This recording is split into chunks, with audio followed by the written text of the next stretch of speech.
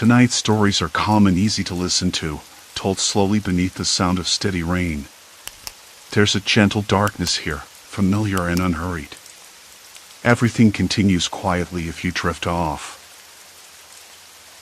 Story 1, Relentless Rig Pursuit, Haunting Highway Stalker. The highway was a ribbon of gray stretching into the heat haze, and the sun had just begun its slow slide behind the distant ridges. But then I noticed the truck. At first, it was just a flash in the rearview mirror, an old rig, rusty and faded, its paint chipped down to bare metal in places. Nothing special, really. Plenty of trucks on the road. But there was something about it that didn't sit right. It wasn't the kind of rig that changed lanes or sped past you, weaving in and out like most drivers did. No, this one kept its distance, close enough to be unnerving, far enough to avoid confrontation. It followed, steady and silent. I blinked, squinting in the glare off the windshield, but it didn't disappear. Still there. Behind me. For the next exit, and the next one after that. Each time I veered off, thinking maybe it was just coincidence, there it was, lumbering along behind me like a shadow glued to my tail. I tried to shrug it off, told myself I was being paranoid. It's just a trucker, I muttered, rubbing the back of my neck where cold sweat had started. But the driver never changed lanes. Never blinked. Or maybe I imagined that part. I'm not sure. It was the way the rig mirrored every turn I made, the way it stayed perfectly aligned with my speed, as if it had no place else to be. I pulled into a rest stop, heart thudding too loud in my ears. The sun was setting fast, and the sky shifted from orange to a bruised purple. There was a faint smell of gasoline and hot tar. The air was dry but carried a strange metallic tang that I couldn't place. I turned to look out the window, hoping the truck would be gone. But it wasn't. The rig sat in the next lane over, engines idling with a low rumble. The driver's window was open slightly, but I couldn't see the man's face. It was obscured by shadow, and the cab was cluttered with a mess of clothes, empty coffee cups, and what looked like a faded baseball cap. The truck's rust looked even worse up close, flaking, scarred, like it had survived more than just long miles. I caught my reflection in the glass and noticed my hands trembling. I cleared my throat and forced myself to step out into the cooling evening air. The parking lot was mostly empty, save for a few tired cars and a couple of distant figures moving toward the restroom. The faint buzz of fluorescent lights overhead flickered unevenly, casting long shadows that danced across the cracked pavement. I walked toward the small convenience store, trying to shake a growing sense of something unease. Dread? I wasn't sure.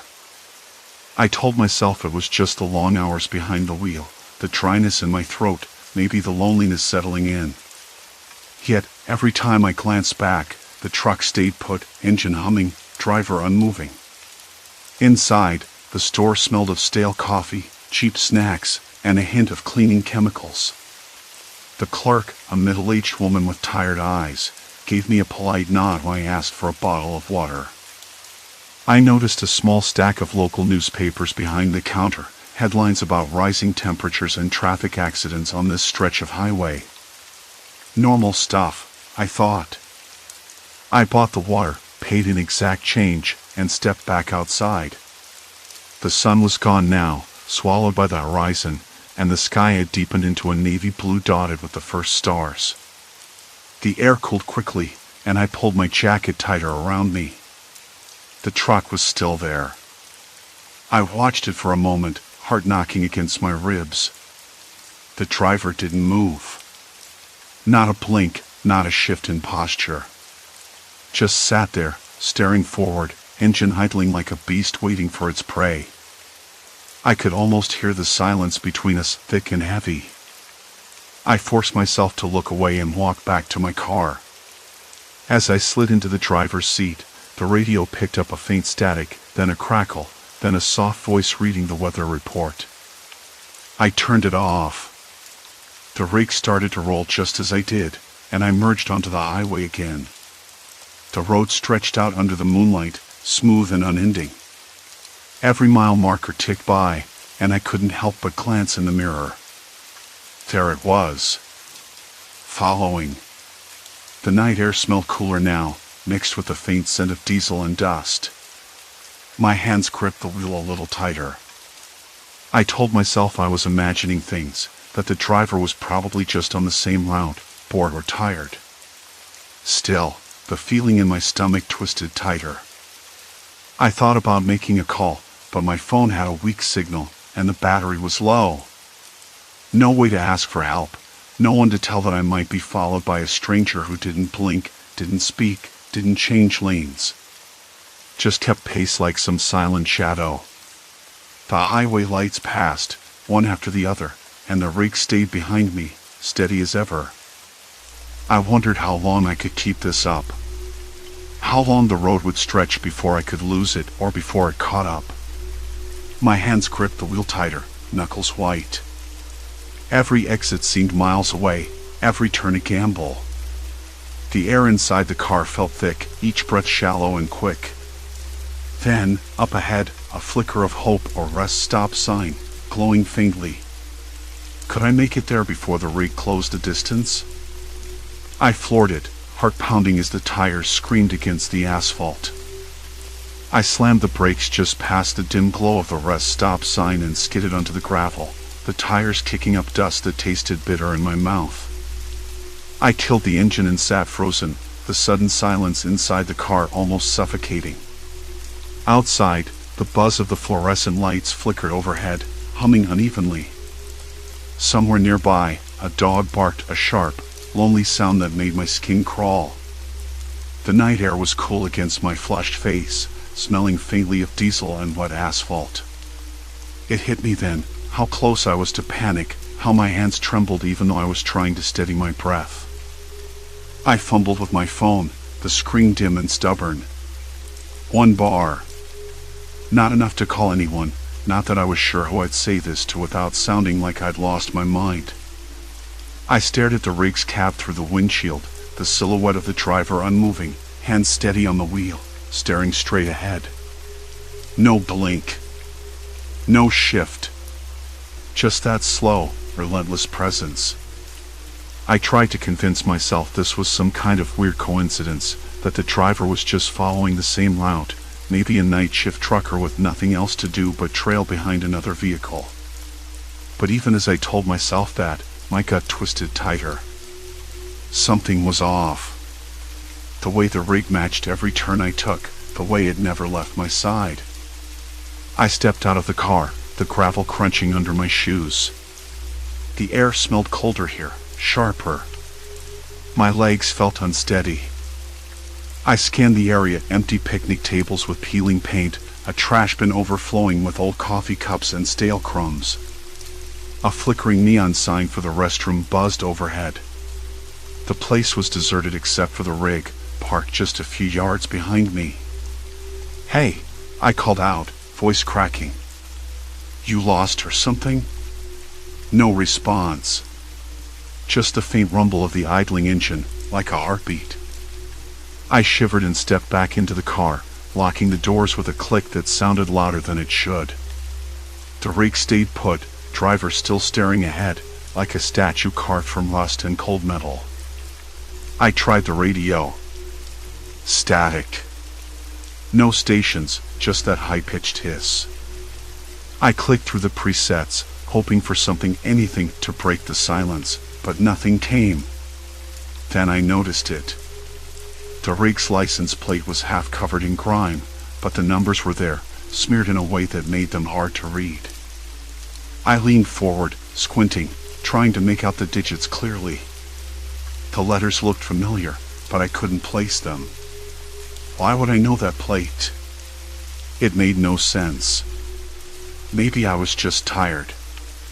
I pulled out my notebook from the glove compartment. I'd scribbled down the plate number earlier, when I thought I'd caught a glimpse. The numbers matched the dirty plate perfectly. A cold shiver slid down my spine. I wasn't making this up. Suddenly, The rig's headlights flicked off. Just for a second. Enough to make me jerk back from the windshield. Then they clicked back on, steady and bright. My heart hammered. Was that some kind of signal? An attempt to scare me? Or was I just seeing things? I rubbed my eyes, blinking hard. The driver's face was still hidden in shadow, but I could swear his head tilted just slightly toward me. I swallowed hard and decided I had to move. I started the car, the engine groaning to life, and pulled back onto the highway. The rig followed immediately, its headlights a dull glow behind me, unwavering. I tried to shake it. Every exit I took, the rest stop. A tiny diner, even a gas station with a flickering sign, the rig appeared again, like a bad penny. Always behind, always watching. I pulled into the diner parking lot, the scent of frying bacon and burnt coffee briefly filling the car as I rolled down the windows. Inside, the place was nearly empty, save for a tired waitress wiping down tables and a man in a baseball cap nursing a cup of black coffee in the corner. I sat for a long time, nursing a lukewarm cup of coffee, eyes locked on the windows. The rig was parked across the street, headlights off, engine silent. I tried to talk to the waitress, hesitating before blurting out, "Have you seen that rig before? The one with the rust all over it?" She glanced out, then shook her head. "Can't say I have. Around here, trucks come and go. Nothing special." I wanted to ask more, but my voice caught in my throat. Was she hiding something? Was I just being paranoid? I scribbled the plate number again, trying to make sense of it all. Back in the car, I forced myself to breathe deeply, to think. I called my sister, hoping to talk to someone normal, someone who could remind me this was just a long night and a strange coincidence. The phone rang twice, then cut off. No voicemail. I was alone. The rig's headlights snapped on again as I pulled out, trailing me like a shadow that refused to fall away. I glanced in the rearview mirror and caught a glimpse of the driver's face, pale, expressionless, eyes fixed on the road ahead. No blink. No turn. No hint of humanity. I slammed my fist on the wheel. "Why won't you leave me alone?" No answer. Just the steady hum of the highway, the rig inching closer. I realized then that this wasn't just about a ride. It was a message. Or a warning. But what? The night stretched on, every mile heavier than the last. I forced myself to stay alert, scanning every dark corner, every empty ramp. The rig was there, patient, relentless. I thought about stopping again, maybe calling the police or flagging down a passing car. But the thought of stepping out of my own vehicle into the night, with that rig waiting just behind, it made my stomach turn. Instead, I decided to keep moving. Keep driving. Maybe dawn would bring clarity. Or at least it would bring other people. As I merged onto a deserted stretch of highway, headlights glaring in the mirror, I realized I had no plan beyond that. No idea what this driver wanted. No idea how to lose him. Just one thing certain, this was no accident. The rig was here for me. And it wasn't going anywhere. The night thickened around me like a wet blanket. I glanced at the dashboard clock. 2:30 in the morning. No gas stations for miles, no towns, just a ribbon of cracked asphalt and the occasional dead tree silhouette. The cold air vented through the cracked window, smelling faintly of burnt rubber and pine. The scent was oddly comforting, but that didn't stop my skin from crawling. I tried to think it through. Why me? Why this highway? The truck had been behind me since the state line, caught me like a shadow. I remembered the sign I'd passed hours ago, the one that said next exit 35 miles. 35 miles of nowhere, no place to hide, no friendly faces. I swallowed hard and pulled the wheel slightly to the right, then left, testing the rig's reaction. It moved in perfect sync, like a predator circling its prey. No flashing lights, no horn, no signal. Just that relentless, slow crawl behind me. I felt trapped in a loop. My phone buzzed. A message. I nearly jumped out of my skin. I fumbled for it, heart thudding. "Are you okay?" It was from Jenna, my sister. She'd been calling for hours, probably worried. I typed back quickly, still driving. "Someone behind me. Keeps following." No reply. I stared at the screen, the glow illuminating my sweat-damp face. Then, a flicker in the mirror caught my eye. The truck's driver was visible now, at least partially. Pale face, eyes fixed dead ahead, not even a blink. It was like watching a statue. The kind of stare that didn't just watch but owned you. The realization hit me like a punch. This wasn't random. This wasn't some bored trucker or late-night highway wanderer. It was intentional. Methodical. I thought about calling the police again, but last time, the dispatcher had sounded skeptical. "Highway patrol's busy tonight." "You sure it's not just another trucker?" And I didn't blame them. Without concrete proof, I was just some nervous driver on a lonely road. I took a deep breath and forced my eyes back on the road. The rig followed every exit I passed, every detour I took, as if the driver had memorized my route. I tried to speed up, but the truck matched me, almost effortlessly. Slowing down didn't help either. It stayed glued behind me, like a shadow I couldn't shake. I considered stopping again. Maybe at the next rest area.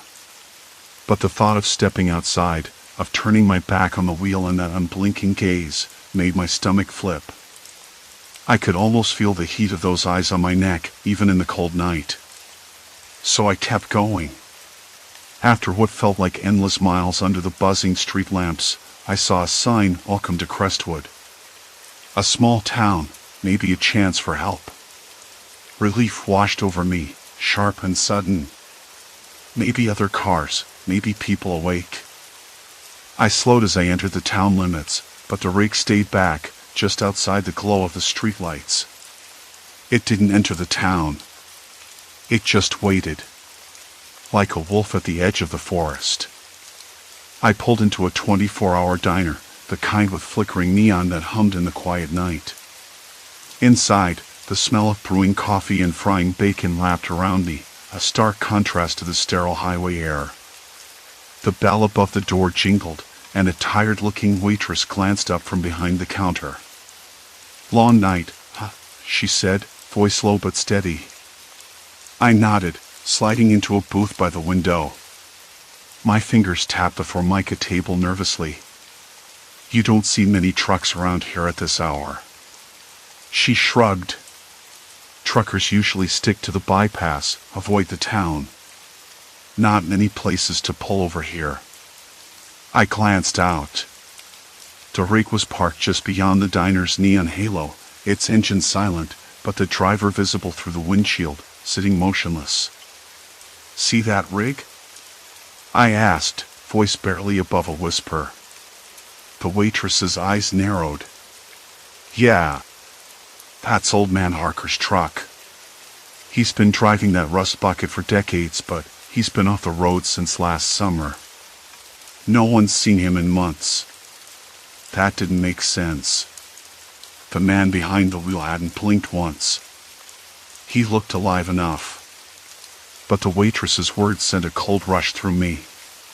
How was his truck out here? How was he driving if he wasn't supposed to be on the road? "Maybe someone else is driving it," I muttered, more to myself.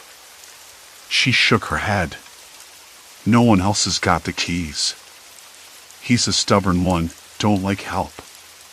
But he's been missing since July." I stared out at the shadowed truck. The engine's faint hum filled the silence between us.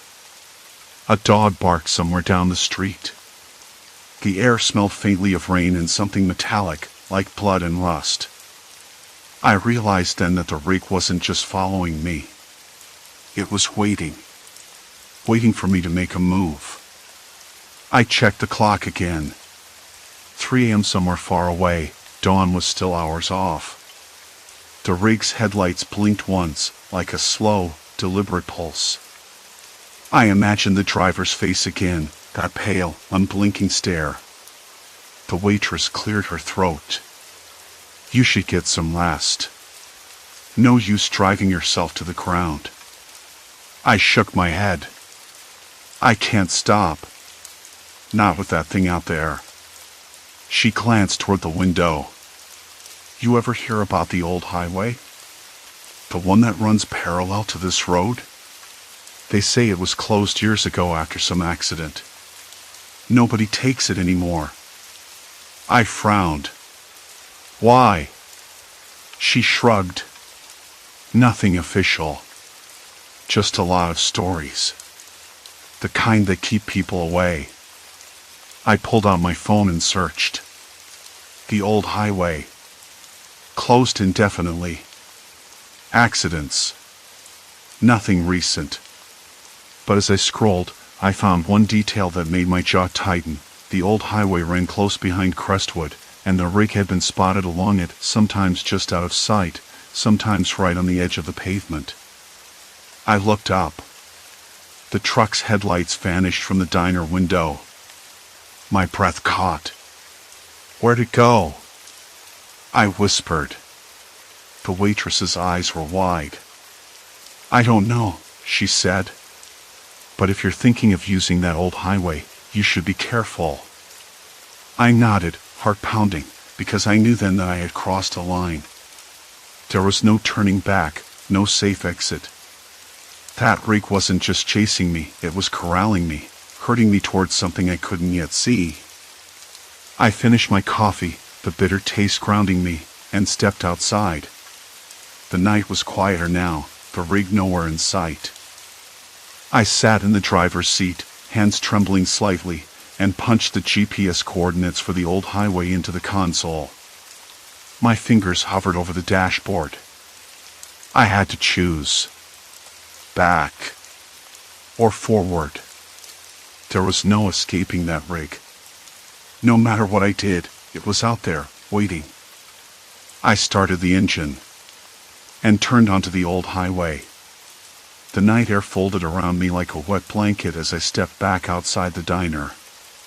The bitter tang of stale coffee still lingered on my tongue, but it was the silence that pressed hardest against my ears.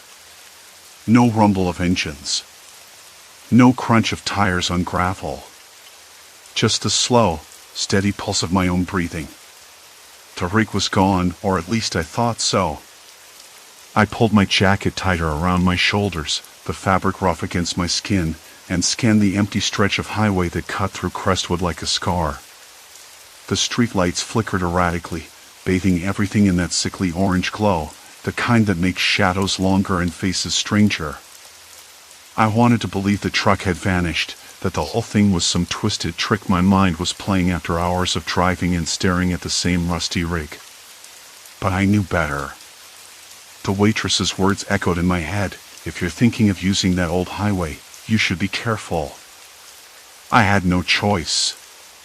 That road was the only way forward, the only thread left in this tangled mess. I crossed a line, all right, but turning back felt like walking into a trap with no escape. I slid back into the driver's seat, the vinyl cold and cracked beneath me. The engine sputtered to life, the hum filling the cramped space. I glanced in the rearview mirror. Empty. For now. The first few miles were a blur of dark trees and broken pavement.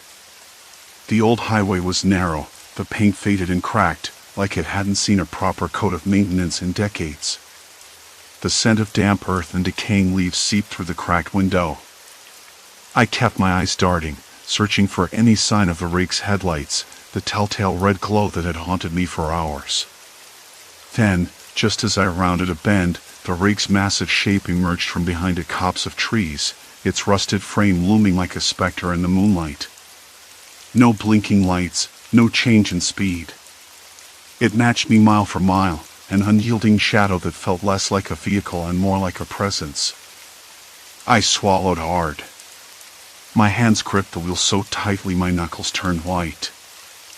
I thought about the waitress's stories, the accidents on this road, how they were all hushed up, the way the police never seemed to find anything, the way the rig was spotted but never caught. Was this driver some kind of predator? Or just a man with a death wish, dragging others down with him? The thought sent a shiver racing down my spine, and I blinked against the sudden sting in my eyes. I forced myself to focus, to keep the wheel steady. The rig's headlights stayed locked on me, unwavering, like the driver was daring me to make a move. I tried to shake the feeling, but it clung to me like a second skin. Ahead, a small sign marked an exit for a town called Harper's Glen. I hit the blinker without hesitation, desperate for any semblance of safety. The rig did the same. No hesitation. No deviation. It followed me off the highway, its engine growling low and steady. My pulse hammered in my ears as I drove through the deserted streets of Harper's Glen, the cracked sidewalks and shuttered storefronts whispering of abandonment. The air smelled faintly of mildew and rust, a metallic tang that coated the back of my throat. I pulled into a gas station, the flickering neon sign buzzing overhead. The rig stopped just beyond the pumps, its cab dark and still. I stepped out, and the air was thick with tension, as if the night itself was holding its breath. Inside, the fluorescent lights hummed, casting sharp shadows on the linoleum floor. The attendant, a middle-aged man with a weathered face and wary eyes, looked up as I entered. "Long way from anywhere," he said, voice low, almost cautious. "Yeah," I replied, trying to sound casual. "You see that truck out there? The rusty rig?" He nodded slowly, wiping his hands on a rag. "That one's been prowling these parts for years. Folks call it the shadow rig. No one knows who drives it, but it shows up when you least want it." "Why?" I asked, feeling the weight of my own desperation slip out in my words. He shrugged, eyes flicking toward the window. "Some say it's a ghost story, but those who've had run-ins, well, they don't forget. It's like it's searching for something or someone." I felt a knot twist in my stomach. Searching for me? For what? I glanced back outside, toward the rig's dark silhouette waiting patiently under the flickering gas pumps. "Do you think it's dangerous?" My voice barely carried. He looked me dead in the eye. "Dangerous? Depends on what you mean. It doesn't chase to kill. Not like that. But it doesn't let go. It corners you. Makes you doubt yourself. Makes you feel like you're losing your mind." I swallowed hard, the cold sweat prickling at my neck. "I think it's doing exactly that." The attendant gave me a look that was part sympathy, part warning. "If you're headed down that old highway again, be ready. It'll test you. Push you to your limits." I nodded, thanking him and stepping back outside. The rig's engine rumbled softly now, almost like a heartbeat in the dark. I climbed back in, the driver's seat suddenly feeling smaller, the air heavier. I started the engine and pulled away from the station, the rig falling in behind me like a shadow refusing to be shaken. As I drove on, the road narrowed, the trees closing in tighter on either side. The headlights of the rig never wavered, never blinked, never faltered. It was patient, enduring, somewhere between stubborn and sinister. I tried talking aloud, hoping the sound of my voice might cut through the thick silence. "Why are you following me? What do you want?" The words felt ridiculous, whispered into the night like a plea to an indifferent God. Silence. Complete silence. Minutes stretched into what felt like hours. My eyelids grew heavy, the exhaustion clawing at the edges of my mind. The empty stretch of highway ahead blurred in the heat haze as the sun dropped low behind the hills. The rig sat there again, just past the curve, occupying the right lane like a stubborn shadow.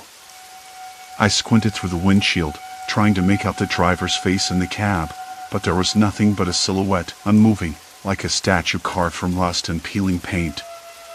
Hours, maybe more, had passed with that truck exactly where it was now, 50 yards behind me, never blinking, never shifting lanes, never giving any sign that the driver was human.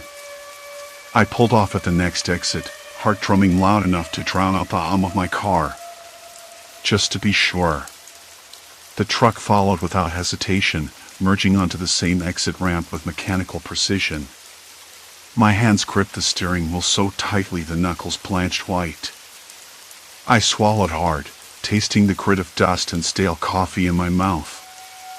Okay, I muttered under my breath. You're not real. You're just a truck. But the way those headlights caught the cracked asphalt in a steady, unblinking stare felt like something else. Something deliberate. I thought about calling the police, but what could I say? There's a truck following me, driver won't blink. They'd laugh or hang up.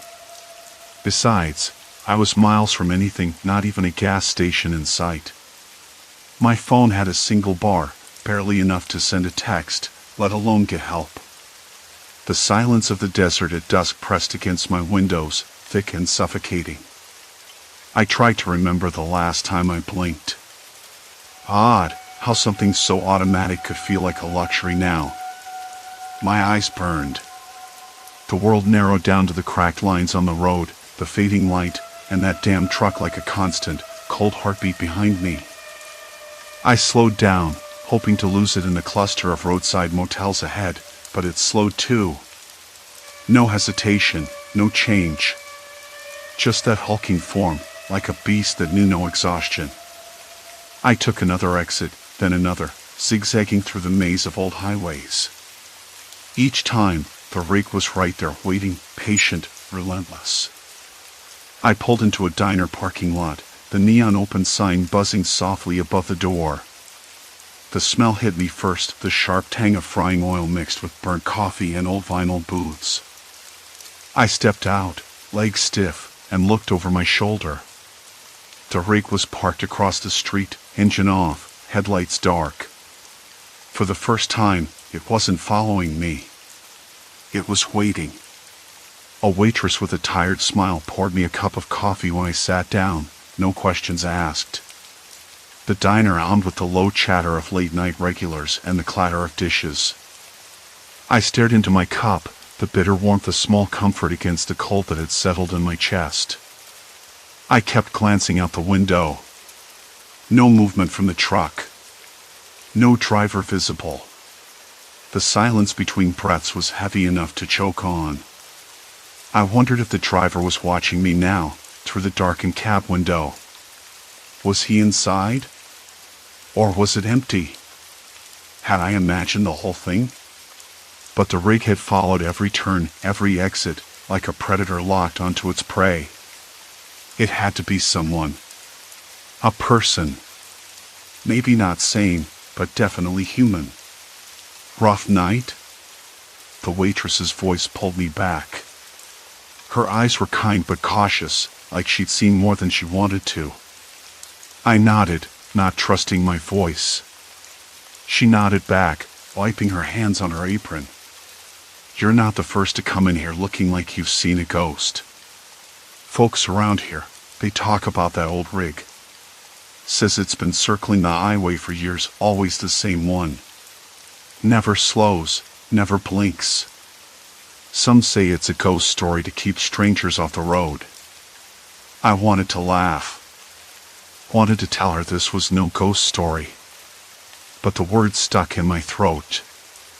The idea of a ghost truck was absurd, but the thought of a real person, someone who would drive like that for hours, following a stranger in silence, was far worse. What kind of loneliness or madness did that take? I paid for my coffee and stepped back outside. The night was cooler now, the stars sharper against the black sky. The rig had started up again, its engine a low growl in the distance as it pulled away down the highway. I watched until the taillights disappeared into the night. That night, I slept in the car, the windows cracked just enough for the desert air to crawl in. Every creak of the metal and rustle of the breeze made me jump. But the truck didn't come back. Morning came slow and pale. I felt hollow, drained, but somehow lighter. The nightmare was over, or at least paused. I realized I'd been holding my breath for hours, and when I finally exhaled, it was shaky but real. Back on the road, I kept looking in the rearview mirror, half expecting to see those cold headlights again. But the highway stretched out empty, the sun warming the cracked pavement and the miles ahead. I thought about what I'd learned. Sometimes, the most terrifying things aren't about what's in front of you, but what's behind the silence, the waiting, the not knowing. That rig was a reminder. A warning, maybe. Or just a broken man's obsession, driving in circles, chasing something only he understood. I didn't try to understand anymore. I just drove. By the time I reached the city, the weight had lifted enough for me to breathe without flinching. The streets were crowded, noisy, human again. I parked the car and stepped out, the air thick with exhaust and possibility. I met my friends later that day. Their faces were warm, familiar. I told them I was fine, that the trip had been long but worth it.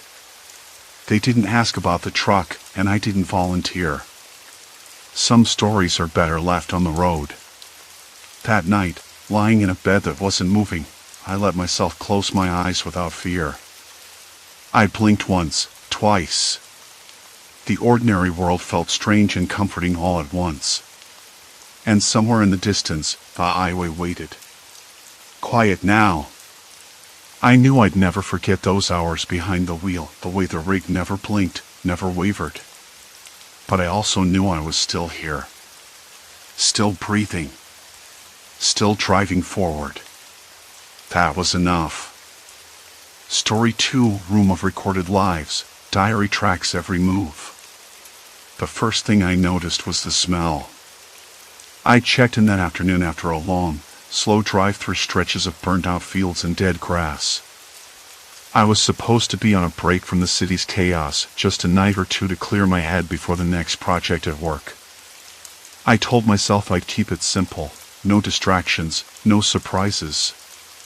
But this place, with its peeling paint and the low hum of the ancient air conditioner rattling in the window, wasn't exactly restful. Still, I'd taken the room for the price and the convenience, nothing more. After dumping my bag on the bed, I decided to freshen up. The bathroom was tiny, the tile cool and rough under my bare feet. I flicked on the light, the buzzing bulb struggling to hold steady, and leaned in closer to the mirror. That's when I saw it, a small gap along the edge where the mirror met the wall, enough to slip a hand behind. Curiosity got the better of me. I pressed my fingers into the space and felt something smooth and thin slide against my skin. I pulled gently. A folded piece of paper, maybe a small booklet. My pulse quickened, though I told myself it was just curiosity. Nothing more. I unfolded the pages carefully, trying not to crease the fragile sheets. What I found was a diary. At least, I assumed it was a diary. The handwriting was neat, consistent, and meticulous, like someone had taken great pains to document every detail. The first entry was dated 6 months ago. I read the lines slowly, the words painting scenes that were eerily familiar. At first, I thought it was some kind of journal kept by a previous guest, but as I read on, my skin prickled with a growing sense of unease. The diary chronicled moments from this exact room, the creak of the floorboards near the window, the way the bathroom light flickered when the air conditioner kicked on, the faint tapping sound at midnight that I had dismissed as a loose shudder. It was describing my own presence here, right now. I blinked, unsure if I'd misread the dates or the times. But the entries were clear and precise. They recorded not only my movements but my thoughts, the lingering doubt about the place, the way I twisted my ring anxiously every few minutes, even the text messages I'd sent earlier that day. How could anyone have known these things? I hadn't spoken to anyone here yet, and the room felt impossibly isolated. I closed the diary, hands trembling slightly, and pressed my back against the cold tile wall. The hum of the air conditioner sounded louder suddenly, like it was filling the tight space around me. Outside, a dog barked somewhere distant, sharp and lonely. I swallowed hard. Maybe someone was playing a prank. A previous guest with too much time and a twisted sense of humor. But what unsettled me most was that the last entry, written only minutes ago, described exactly what I was doing now, leaning against the bathroom wall, staring at a diary that shouldn't exist. And then, as if to confirm the impossible, I heard a soft rustling from behind the mirror. I didn't move at first. My breath caught in my throat. The room felt colder, the air thicker, as if the walls themselves were closing in. I told myself to be rational, to think it through. Maybe the diary was left by the motel's owner or a former employee. Maybe someone watched this room through hidden cameras or vents. I'd read about places like that, the kind of creepy setups people made for reality shows or worse. Still, the thought that someone could know my private thoughts, things I hadn't shared with a single soul since arriving, made my skin crawl. It wasn't just about privacy anymore. It was about control. Someone was watching, and not just watching. They were inside my head, following me in ways I couldn't explain. I forced myself to stand up, gripping the diary tightly. The light flickered again, and the room seemed to pulse with a silent rhythm. I stepped back to the door, my fingers brushing the cold brass handle. Outside, the corridor stretched dim and empty, lit by a single bulb that buzzed overhead. "Hello?" I called softly, my voice cracking. "Is someone there?" No answer. Only the distant hum of an air conditioner and the faint scrape of a chair somewhere down the hall. I debated leaving right then and there. I could pack up, check out, and drive through the night until I reached somewhere safer, somewhere normal. But something held me back. Maybe it was the absurdity of the situation, or the stubborn part of me that refused to be scared by an old motel and a hidden diary. I flipped the diary open again. This time, the words were different. The pages had changed. New lines appeared, describing my hesitation, my whispered question, and even the way my hands gripped the paper. It was as if the diary was alive, updating itself with every thought, every breath I took. I wanted to laugh. I wanted to shake my head and tell myself it was a trick of the light or a coincidence. But the cold in my chest said otherwise. I slid the diary back behind the mirror, careful not to disturb it too much. Then I stood there for a long moment, listening. The room was quiet, yes, but the silence had weight. It pressed against my skin and seeped into my bones. I didn't want to believe this was real. I still wanted to think it was some elaborate joke, a cruel prank meant to unnerve a weary traveler. But deep down, I knew the truth was far stranger and far darker than I could imagine. I was not alone in this room. Not by a long shot. And someone or something had been here before me, watching. Writing. Waiting. The flickering light above finally gave out, plunging me into darkness. I held my breath and waited for what came next. The darkness lingered longer than I expected. I had to see it again. Had to confirm that what I read wasn't some elaborate delusion triggered by exhaustion or the stale room air. So I fumbled for my phone, careful not to knock over the cheap lamp on the nightstand. Its screen cast a pale blue glow that didn't quite reach the corners of the room where shadows pulled like spilled ink. I flipped open the diary again, the pages now illuminated by my phone's light, and there it was, the entry, freshly etched, describing my internal panic, the way my hands shook, the way my breath hitched. It wasn't just some creepy journal. It was a live feed of my life here.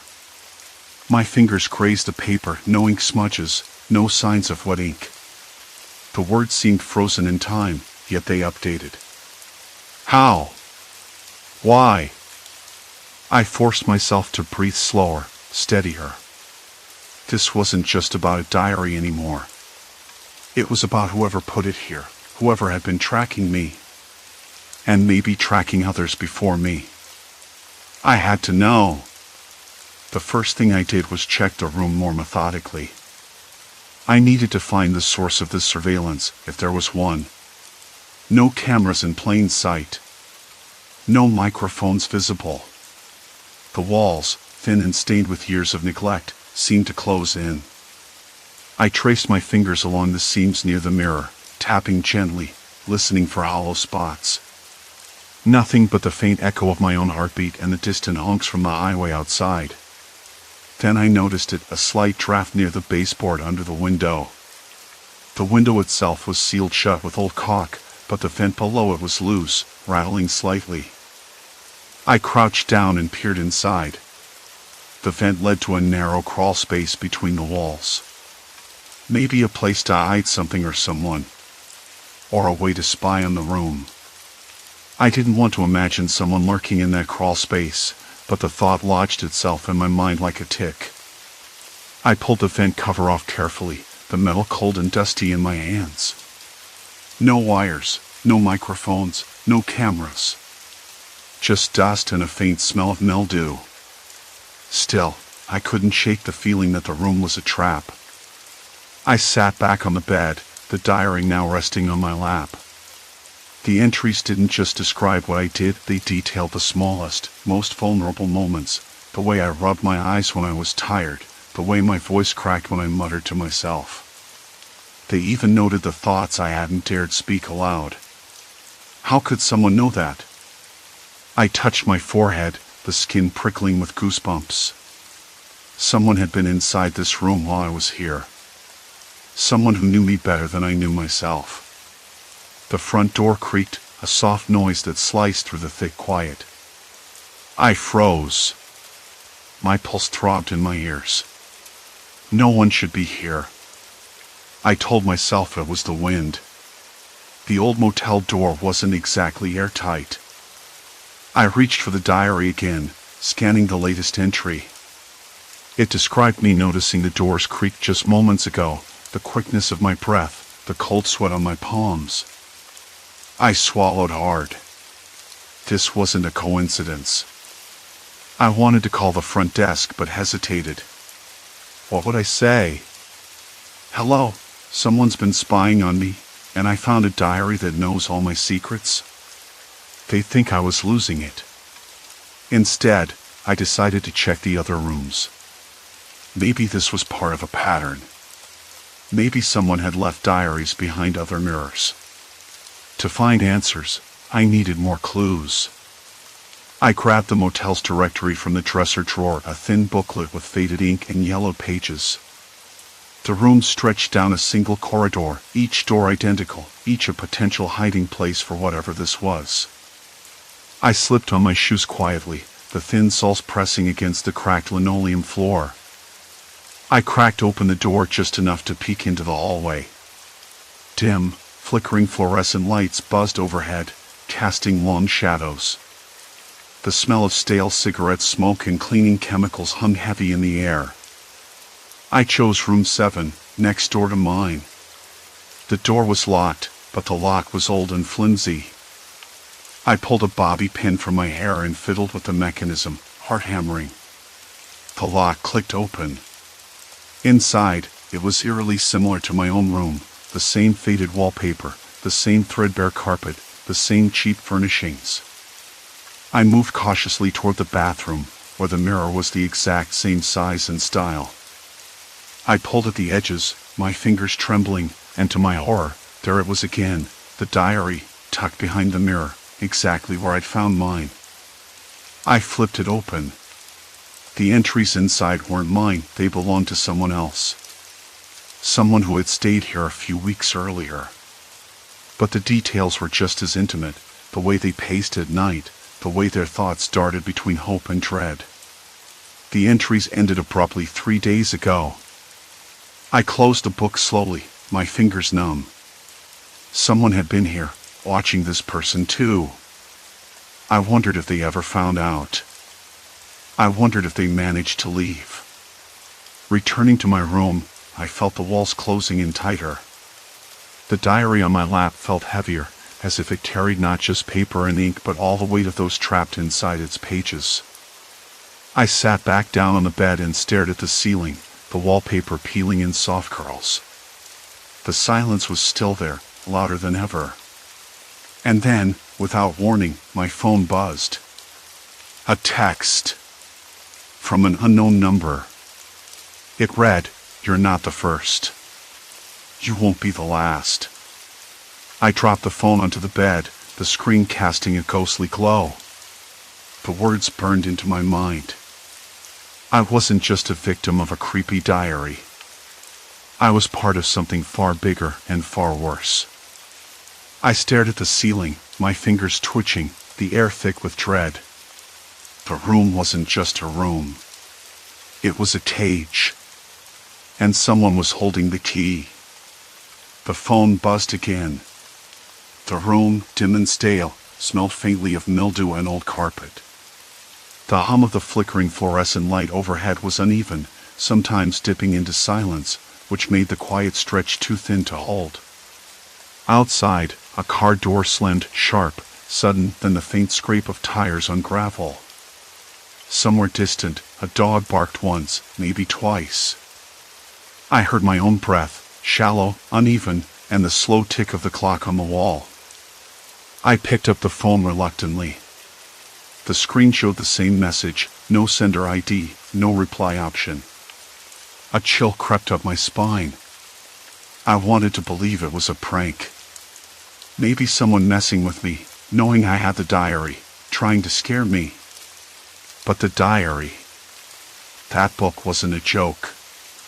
It was real. And it was watching. I flipped the diary open again, the pages whispering as I turned them. Every last word was written in neat, almost obsessive handwriting. The entry stopped 3 days ago, but I had to know, had it started again? Had someone recorded me already? I scanned the last page. No new entries. But then, I noticed something odd. There was a faint, fresh smudge of ink near the bottom corner, as if someone had just pressed a pen there and wiped it away. Or maybe my imagination. I slammed the diary shut. I needed answers. I paced the room, fingers grazing the cracked plaster walls, tracing invisible patterns. The door to the bathroom was cracked open. I stepped inside, the cold tile floor sending a shiver up my spine. I stared back at the mirror. It had a strange, oily sheen, like someone had wiped it with something greasy. The edges were chipped, the kind of wear that only comes from years of neglect. The diary was hidden behind this mirror. Someone had gone to great lengths to keep it secret. But why? And who? I remember the entries, the way they chronicled every detail of my days here, my thoughts, my habits, even the clothes I chose. It wasn't just obsessive. It was invasive. Sickeningly precise. I whispered to myself, "Who are you?" The question felt foolish, but I couldn't stop. Not now. The phone buzzed again. My hands trembled as I picked it up. This time, a new message, "Look outside." Now. My breath hitched. I glanced toward the cracked window, the one with the faded curtain barely hanging on its rod. Outside, the moon was a thin crescent, casting just enough light to reveal the gravel parking lot.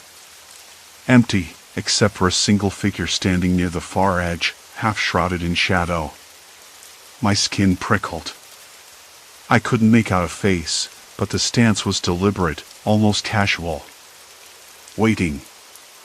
I wanted to close the curtain, to hide, but my legs moved forward before I could stop them. The window was cold under my fingertips, the glass rough with grime. I squinted, heart hammering. The figure shifted, and I caught a glimpse of a pale hand tucked in a coat pocket. I stepped back, breath caught in my throat. Was this the watcher? The writer? Or someone else? I didn't want to call the police. I didn't want to be the paranoid person who reported shadows. But I also couldn't ignore it.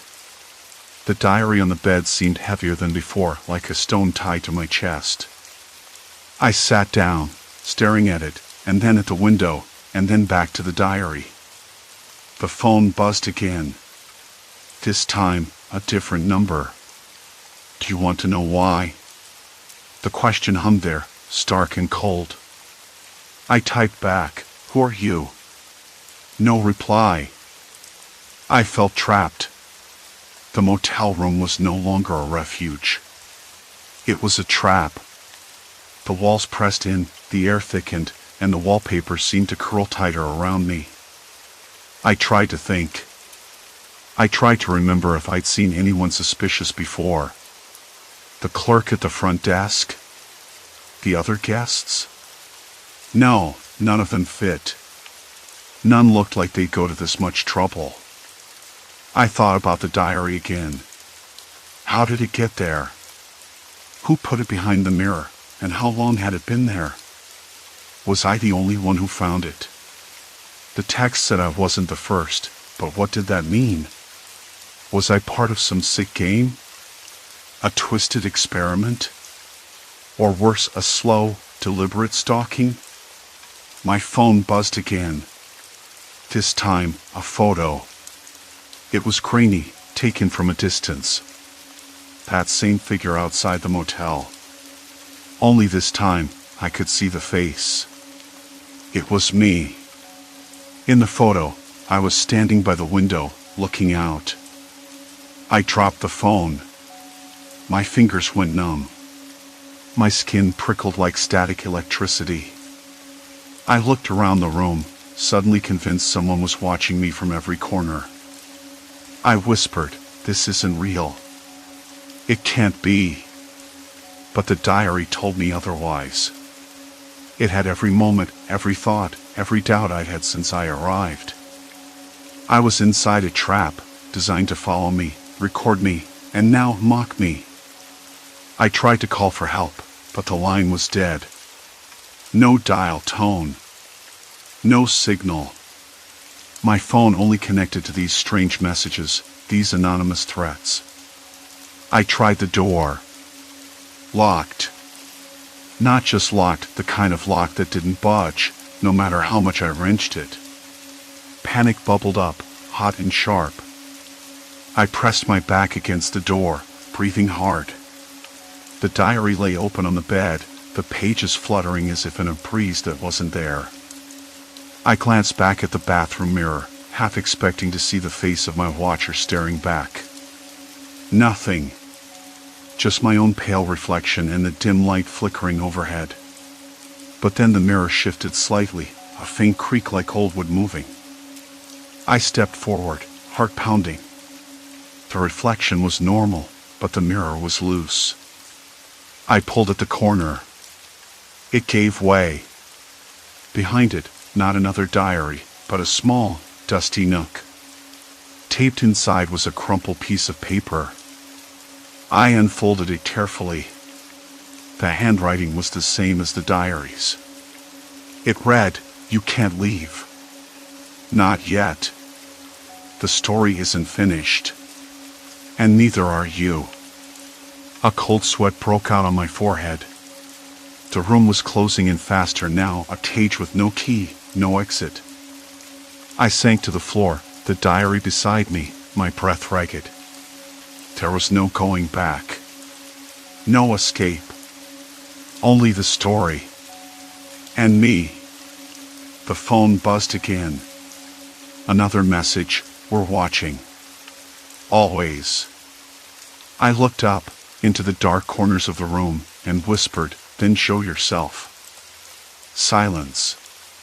Complete silence. But I knew I wasn't alone. The room had shrunk.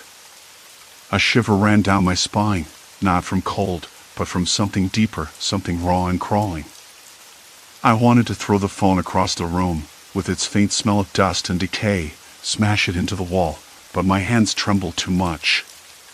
Instead, I pressed the power button and slipped it on the table. The screen went black. The silence returned, heavier than before. I crouched down, dragging the diary closer. The cover was worn, the edges frayed from use, but the pages inside were crisp, the ink fresh. I flipped to the last entry. It was written just moments ago, describing how I had found the crumpled note behind the mirror, my whispered challenge, and the silence that followed. The handwriting was neat, almost clinical. I swallowed hard. This wasn't just some random obsessed voyeur. This was someone who had been here, in this room, with me. Someone who knew every secret I'd buried inside my head, every doubt and fear flickering behind my eyes. And now they were narrating it, twisting it into a story I couldn't escape. Footsteps. Sharp and deliberate. Not outside the room. Inside. My skin prickled. I froze, listening. The old radiator hissed. The air smelled stale, like damp carpet and forgotten cigarettes. I could hear the faint scrape of something sliding across the floor. My breath caught, the taste of dust and cold metal filling my mouth. "Who's there?" My voice was rough, barely above a whisper. No answer. Just the soft shuffle again, closer now. I pressed my back against the wall, heart pounding so violently it felt like it might burst free. The diary slipped from my hands, landing open on the floor with a muted thud. I couldn't think. Couldn't move. My limbs were heavy, like I was sinking into the threadbare carpet. The room was too small. Too quiet. Too alive. Then the phone buzzed. I glanced down. Another message, "You can't hide." Not from me. A cold laugh escaped me, sharp and bitter. "Why? What do you want?" I said aloud, almost wishing for a voice in reply. The door to the bathroom creaked. A shadow shifted behind the cracked glass. I squinted, trying to make out a shape, but the flickering light played tricks. The mirror's surface rippled like a disturbed pond. A slow, deliberate tapping sounded against the glass. Tap. Tap. Tap. My head snapped up. I realized the tapping coincided with the pattern of the diary's last words. It was a message.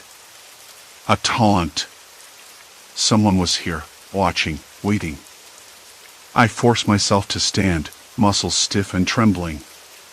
The diary lay like a trap on the floor. I grabbed it, flipping through pages, searching for anything, names, dates, clues. The entries chronicled every movement, every thought, every moment I'd spent in this room, but always from a distance, like a shadow lurking just beyond sight.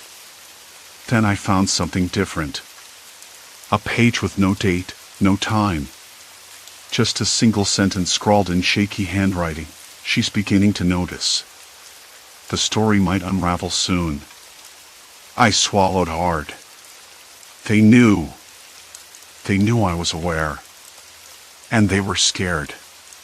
The lamp flickered again, casting long, crooked shadows across the ceiling. I felt the temperature drop. My breath fogged in front of me. The room's oppressive weight pressed down harder. I needed a plan. Something. Anything. I grabbed my phone again, turning it on despite the threat. I dialed 911. The line clicked, then rang. No answer. I tried again. Still nothing. I cursed under my breath. No signal. No connection. The motel was a dead zone. I was trapped. The footsteps returned, this time slow and measured, coming from the main door. My eyes darted there, heart hammering, lungs tightening. The doorknob rattled gently, like a whisper.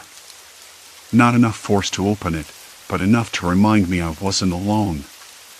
I backed away, clutching the diary like a shield. The door didn't open, but the tapping continued, soft and insistent, against the bathroom mirror. I stared at it, desperate for any sign, any clue. Then the mirror shifted again. This time with a soft click, revealing a narrow slit behind it like a peephole or a slot for passing notes. My fingers trembled as I reached toward it. The diary slipped free from my grip and fluttered to the floor again. I glanced down just long enough to see the last page suddenly update, a fresh line written in hurried, jagged script. You're closer than you think. Don't try to run. A cold sweat slicked my skin. My mouth went dry. I wanted to scream. To break something. To tear the whole room apart and find this twisted watcher. But I couldn't. Because I was already caught. In the story. In the room. In their eyes. The tapping stopped. Silence. Complete silence. And then, a whisper, barely audible but unmistakable, breathed through the cracked door. Why do you think you're here? The question echoed in the small room, bouncing off peeling wallpaper and chipped paint. I pressed myself into the corner, the diary open in my lap, pages fluttering like trapped wings. I didn't have an answer. Not yet. But I knew one thing for certain, the story wasn't finished. And neither was I. A shadow shifted beyond the threshold, a silent promise that the past was still reaching for me, drawn to the secrets I dared uncover. The morning light came in thin and pale, slanting through the grimy curtains like it had no business being here. I lay on the bed, staring at the ceiling, the rough plaster cracked and yellowed above me, thinking about the diary. The diary that had been recording everything, every quiet moment, every thought I hadn't spoken aloud, every twitch of doubt or flicker of fear. It was like a mirror, only darker, reflecting not my face but the parts of me I didn't want anyone to see. And yet, it had been there all along, hidden behind the bathroom mirror, waiting. I closed my eyes and tried to remember what I'd felt when I first found it. Shock, disbelief, a prickling sense of being watched even though no one was around. I'd imagined 1,000 scenarios, none of them good. Someone had been inside this room, had been inside my head, without my knowing. The thought sent a cold spike through my chest. But now, with the sun inching across the floorboards and the silence thick like syrup, I realized something else. I wasn't just a victim. I was part of a story that someone else was writing, word by word, day by day. And maybe, just maybe, I could stop it. I got up. The floor was cold beneath my bare feet, the thin carpet rough against my skin. I paced the room, the diary still tucked under my arm. The motel smelled the same as when I'd arrived, stale cigarette smoke, a hint of mildew, and the faint, almost sweet odor of old wood settling. The flickering fluorescent light above the bed buzzed softly, like a nervous insect. I sat down at the small table, the one with the cracked veneer, and opened the diary to the last entry. It was recent, just a few hours old. I read it again. It described me getting up, pacing, feeling the cold floor, smelling the room. I swallowed hard. It was almost too much to bear. How had the writer gotten so close? How had they known? I slid my fingers across the page, then stopped. I didn't want to read anymore. I wanted to find the person who had been here, who had been watching me, but I didn't know where to start.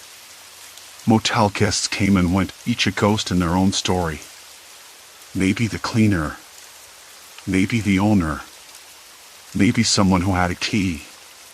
The thought of someone having a key made me shiver. I thought back to the night before, the quiet tapping at the window, the strange, muffled footsteps in the hallway. I told myself it was nothing, just the old building settling or a stray animal. But now I wasn't sure. That tapping had been deliberate, a signal or a warning. I stood and walked to the window. Outside, the parking lot was empty except for a single car, a faded blue sedan rusting at the edge of the gravel. I tried to see inside, but the glass was dirty, and the morning light blinded me. I pressed my hand to the cold glass. The world outside looked normal, calm even. But I knew better. I turned away and went back to the bathroom. The mirror was still loose, the diary's hiding place obvious now. I pulled it out and flipped through the pages again. This time, I read between the lines, looking for clues, for the hand behind the words. The entries were meticulous, obsessive almost. They described my routines, my moods, my silences. But there was something else, something personal, a bitterness that seeped through the ink, a sense of loneliness so deep it made my skin crawl. I wondered what kind of person would do this. Not just watch, but document everything. Not just intrude, but invade. It wasn't about control or power, I told myself. It was about something darker, desperation, need, a craving for connection in the most twisted way. I sat down again, the diary heavy in my lap. I thought about my own loneliness, the way the motel had become a refuge and a prison all at once.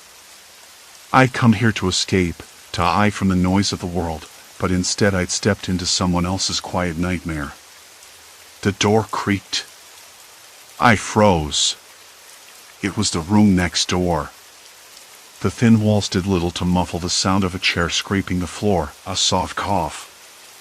My hands tightened around the diary. I told myself it was nothing, just a neighbor, but my throat felt tight, dry. I whispered, "Hello?" No answer. I listened. The sound of breathing, steady, deliberate. Then the faint shuffle of footsteps moving away. I didn't know what I hoped for, an apology, a confession, a sign that I wasn't alone in this. But the silence that followed was heavier than before, pressing down on my chest. I realized then that the diary wasn't just a record. It was an invitation. Or a trap. The writer wanted me to know they were here, watching, waiting. I had to do something. I couldn't stay. But I couldn't just run away either. Not now. I packed the diary carefully into my bag and checked the room once more. The bathroom mirror was back in place, the writing hidden. I turned off the light and stepped outside. The air was sharp, cold against my skin. The motel looked tired in the daylight, its peeling paint and flickering neon sign a sad echo of better days. I walked to the office, the gravel crunching under my shoes, and found the owner behind the counter. She was older than I'd expected, with a tired smile and eyes that had seen too much. "I'm leaving," I said, my voice low. "I found something. A diary. Someone's been following me." She didn't blink. "This place has secrets," she said quietly. "Some people come for shelter. Others come to hide. And some never leave in the same way." Her words hung in the air, heavy with meaning. I nodded, understanding more than I wanted to. I took my key, paid for the night, and stepped back into the cool morning. The diary felt like a weight against my ribs, both a burden and a key. I didn't know what would happen next, but I knew one thing for certain. I wouldn't let this story be written by someone else anymore. Outside, a dog barked in the distance, sharp and lonely. I took a deep breath, the cold air filling my lungs, and started walking away from the motel, away from the watching eyes and ink-stained pages. For the first time in days, I looked forward. The story was mine now. Story 3, Vanishing Stranger on the Bridge, crossing between realities. I'd never given much thought to the old suspension bridge until the day I had to cross it. I remember standing at the edge of the bridge just before I stepped onto it, the wind tugging at the loose strands of hair across my forehead. The sky was a dull gray, the kind that presses down on you, making everything feel smaller. The river below, swollen from recent rains, churned dark and fast, swallowing the scattered sunbeams that tried to break through the clouds. I could taste the wet earth on my tongue, almost metallic, and the subtle bitterness of cold air. I didn't expect anything to be off that day. The bridge was a shortcut, a way to cut through the forest trail and get to the small town on the other side, a place I'd visited a dozen times before without incident. I was late meeting a friend for coffee, and the thought of taking the longer, paved route made my stomach twist with impatience. First step onto the planks, and the bridge groaned underfoot. Not a good sound, really. I glanced down, watching the river's restless swirl, then ahead at the cable towers. They looked as unstable as ever, but people crossed this bridge all the time. It was part of the town's charm, they said. Something to remind you that nature still held sway, that not everything was neat and predictable. Halfway across, I noticed a man standing near the far end, leaning casually against the railing. I should have felt relief to see another person there. Instead, something about him unsettled me. His face was familiar, like someone I'd known in passing, maybe a neighbor or a colleague. But the expression he wore was wrong. Too blank. Like a mask stretched tight over a stranger's skin. I froze. The wind picked up, tugging harder at the loose hem of my jacket. The wooden boards creaked again beneath my feet, louder this time. "Hey," I called out, voice catching. "Are you okay?" He didn't respond. Just stared ahead, eyes fixed on the horizon where the forest met the sky. His lips twitched, almost as if he was trying to smile, but it didn't reach his eyes. The bridge swayed slightly. A low groan echoed from the cables. I swallowed hard. My hands trembled, though I wasn't sure if it was the cold or something else creeping deep inside my chest. "Sir," I said, stepping closer, "do you need help?" No answer. Only the faint rustle of leaves and the distant bark of a dog somewhere in the trees. I took another step forward, heart thudding painfully against my ribs. Then I blinked, and he was gone. Just like that. One moment he was there, leaning like a statue. The next, nothing but empty railing and the dull sound of the wind. I scanned the far side of the bridge. No sign of him. No footprints, no disturbance in the gravel path beyond. Just the quiet hum of the forest settling itself. I shook my head, trying to brush away the weird sensation crawling up my spine. Maybe I'd imagined it. Maybe the man had slipped away while I blinked. It seemed ridiculous to worry about it. People disappear all the time. Happens every day. But still, a sliver of doubt lodged itself somewhere behind my eyes. When I reached the other side, something else felt off. The path was narrower than I remembered, the wildflowers along its edges more vivid, almost too bright against the muted greens of the trees. The air smelled sweeter, like honeysuckle rather than pine, and somewhere nearby, a bird called out a sharp, unfamiliar trill that made me pause. I tried to tell myself it was the light playing tricks, that my brain was just tired or jumpy. I'd been working late nights lately, running on too little sleep and too much caffeine. Maybe the bridge had rattled me more than I realized. Still, I couldn't shake the feeling that the place had shifted just a little while I crossed. Like a photograph that had been subtly edited, colors changed, edges blurred, but only enough to hint that something wasn't quite right. I pulled out my phone, hoping to check the map or call my friend, but the screen flickered and went dark. No signal. Odd, since the town beyond always had reception, even in the middle of the woods. I shook the phone, pressing the side button again. Nothing. Battery drained? I hadn't used it that much. I tried to remember, had I plugged it in last night? Maybe not. The usual annoyance of a dead phone settled in, but beneath it, a rising itch of unease. I looked up, scanning the horizon. The road curved away in the distance, lined by familiar signs. The gas station where I usually stopped for snacks, the old bakery with its faded awning. But something was wrong there too. The bakery's windows were cleaner than I recalled, almost spotless, without the usual layer of dust and grime. And the sign above it bore a different name, one I didn't recognize. I stepped closer, heart pounding now, breath catching in my throat.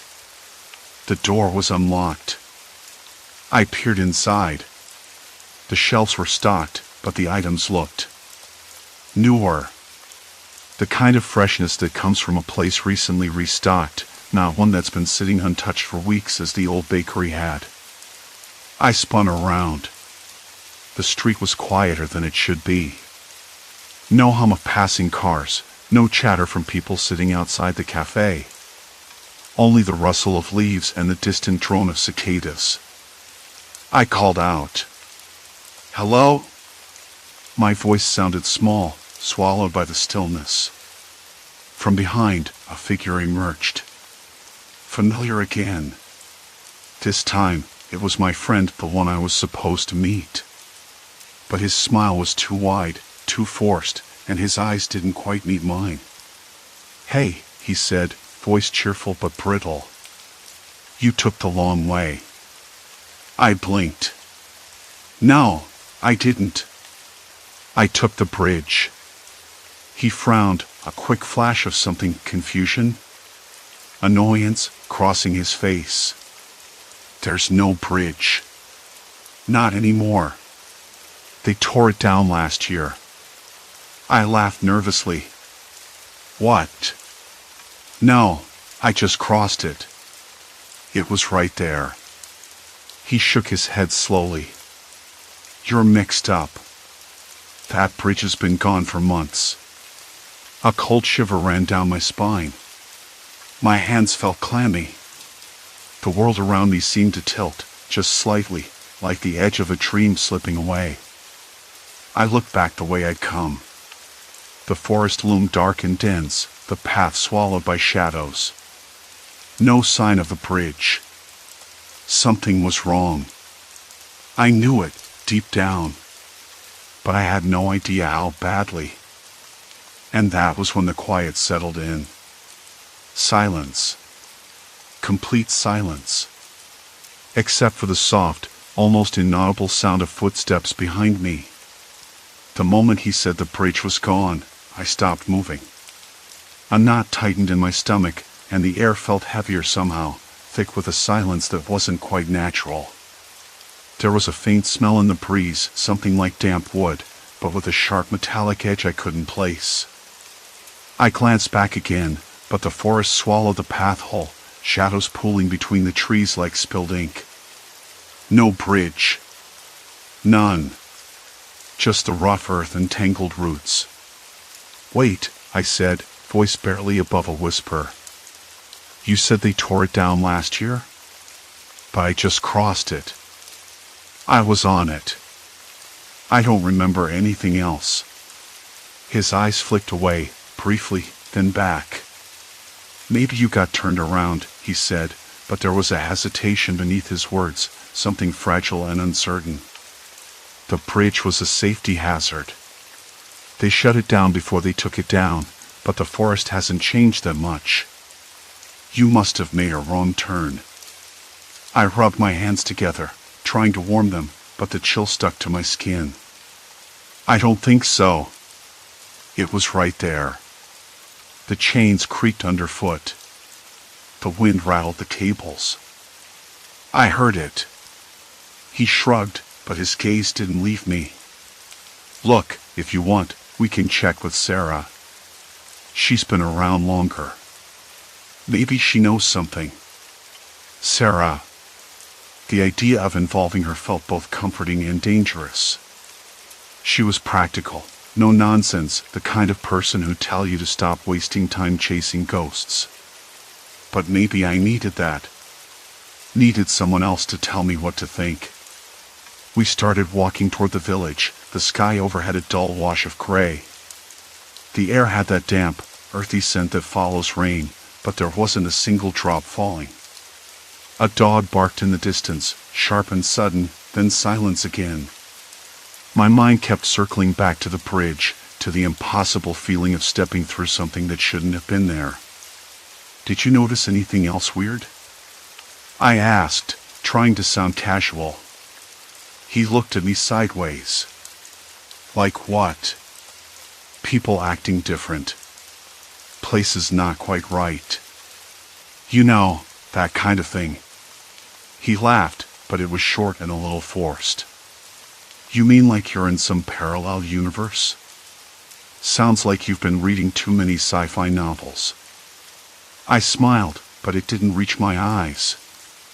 Yeah, probably. We reached the cafe where Sarah worked, a small place with chipped paint on the windowsill and the faint aroma of strong coffee mixed with something burnt. Inside, the buzz of conversation was low but steady. She was behind the counter, wiping down tables with a rag that looked like it had seen better days.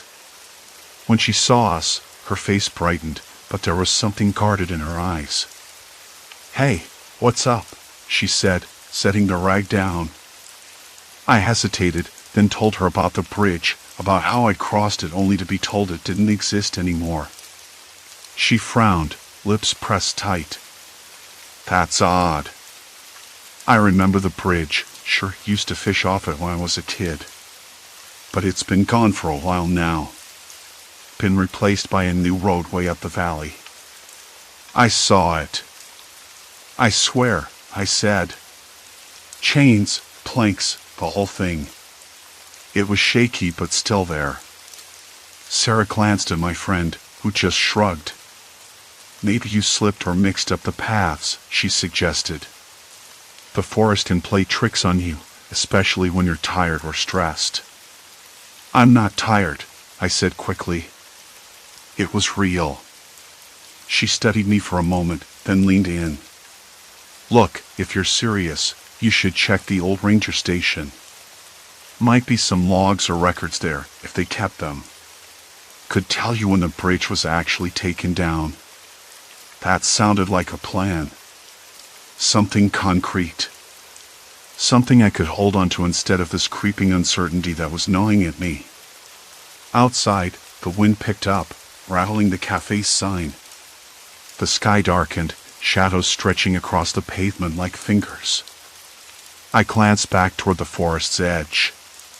There was a flicker of movement, a shape slipping between trees, but when I blinked, it was gone. I'm going to the ranger station, I said. Want to come? My friend exchanged a look with Sarah, then nodded. Better stick together. We set off again, the path crunching underfoot with dry leaves and broken twigs. The forest felt alive in a different way now, watching, waiting. The smell of damp earth was stronger here, mixed with something faintly chemical, like bleach or paint thinner. It made me wrinkle my nose. The ranger station was a squat, wooden building, half hidden by overgrown bushes and vines. The paint was peeling, and the windows were clouded with dirt. Inside, the air was stale and musty, filled with the scent of old paper and decay. Filing cabinets stood against one wall, their drawers jammed shut or missing entirely. I flipped on my phone's flashlight, the beam cutting through the gloom. Dust motes floated in the air, caught in the narrow shaft of light. I pulled open a drawer and found a stack of papers, yellowed and brittle. The dates were all from the previous year, reports about trail maintenance, weather damage, and yes, the bridge. One entry caught my eye. It was a memo from a local official, dated just before the bridge was supposedly dismantled. It mentioned safety concerns and plans to remove the structure as soon as possible. But the last line was odd.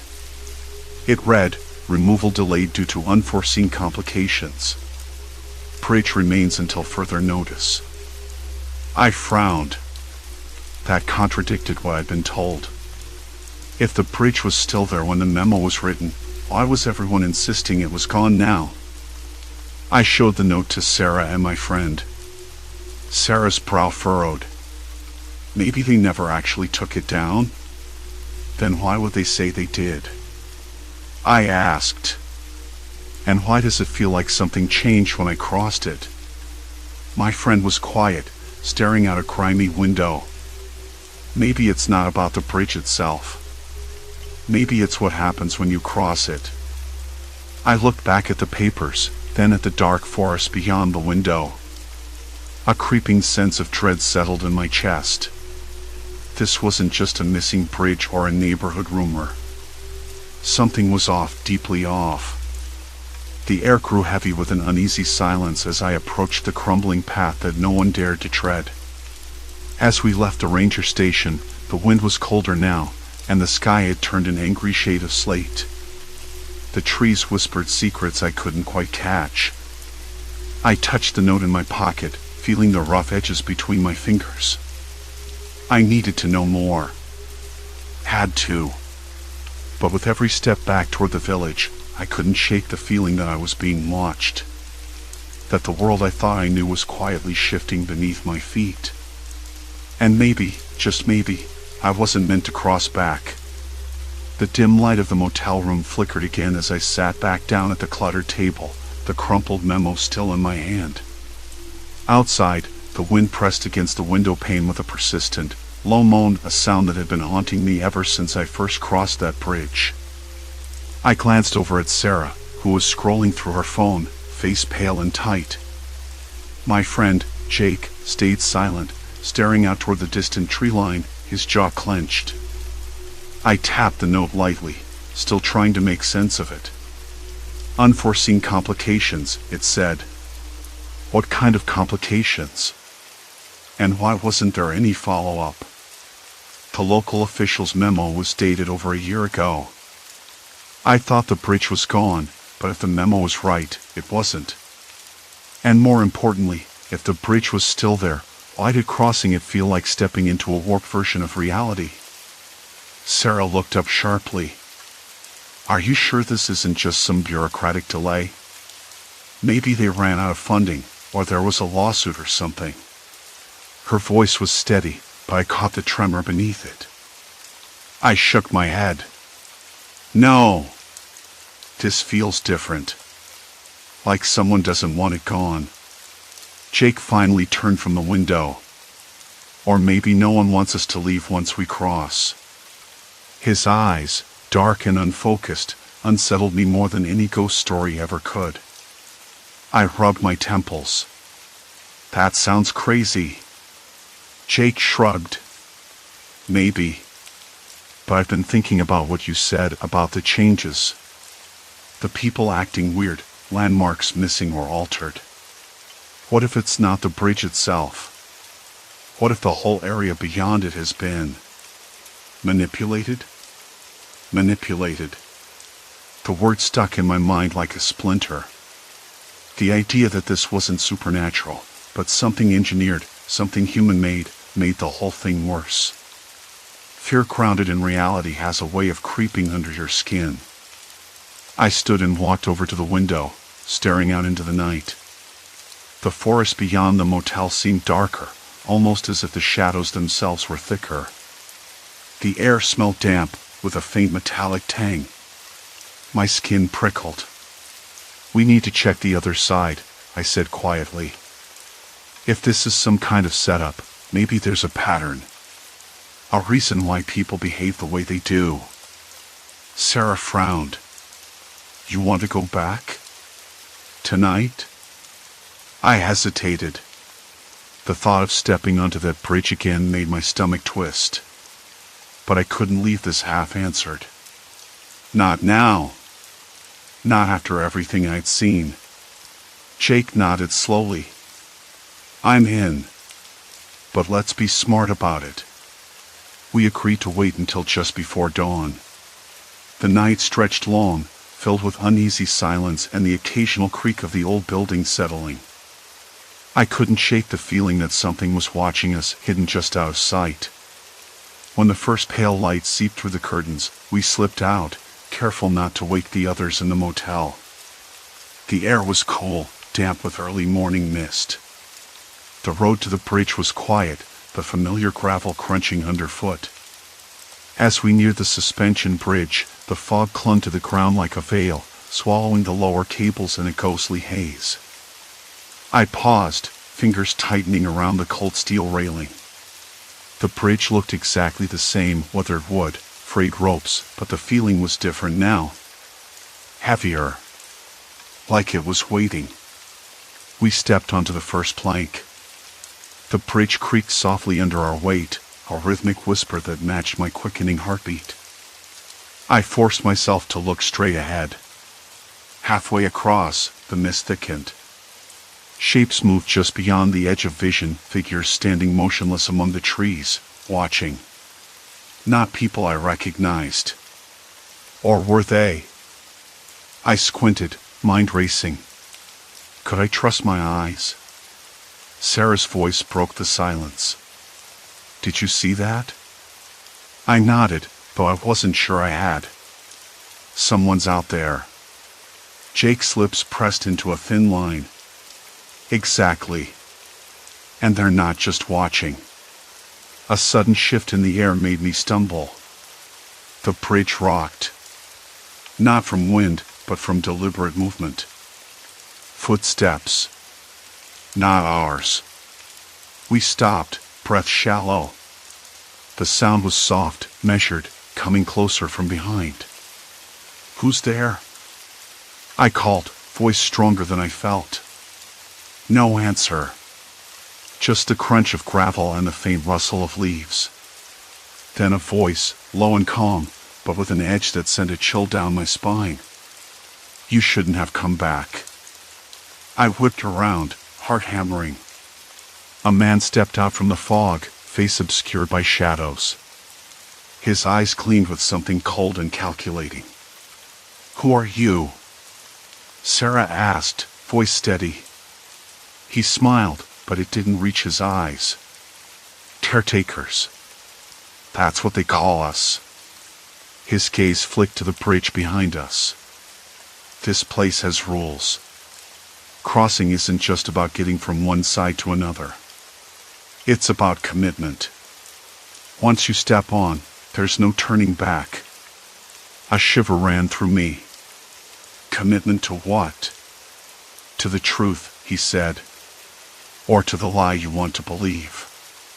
Jake shifted beside me, tension coiling in his muscles. Are you saying this is some kind of trap? Not a trap, the man replied smoothly. Opportunity. But it comes with a cost. He gestured toward the far side of the bridge. You're past the point of no return. The world you knew, it's gone. I swallowed hard, the weight of his words sinking in. The bridge wasn't just a physical crossing. It was a boundary. And I'd crossed it. Twice now. Why? I whispered. Why do this? He shrugged. Because some things are meant to be hidden. Because people aren't ready for the truth. Because control is easier when no one remembers the way back. My hands trembled. I looked at Sarah and Jake. Their faces mirrored my own confusion and fear. Can we leave? Sarah asked, voice small. He shook his head. Not anymore. The fog whispered secrets around me as I stepped onto the forgotten crossing beneath the gray sky. Silence. Complete silence. The realization hit me like a punch to the gut. Whatever I'd stepped into, it wasn't just a strange rumor about a disappearing bridge. It was a deliberate, human-made boundary designed to keep people trapped psychologically, physically, maybe both. And now that I'd crossed it, I couldn't simply walk away. I glanced back at the bridge, the planks stretching into the fog. Behind us, the world I knew was already fading. Ahead, an uncertain reality waited, one that wasn't meant for outsiders.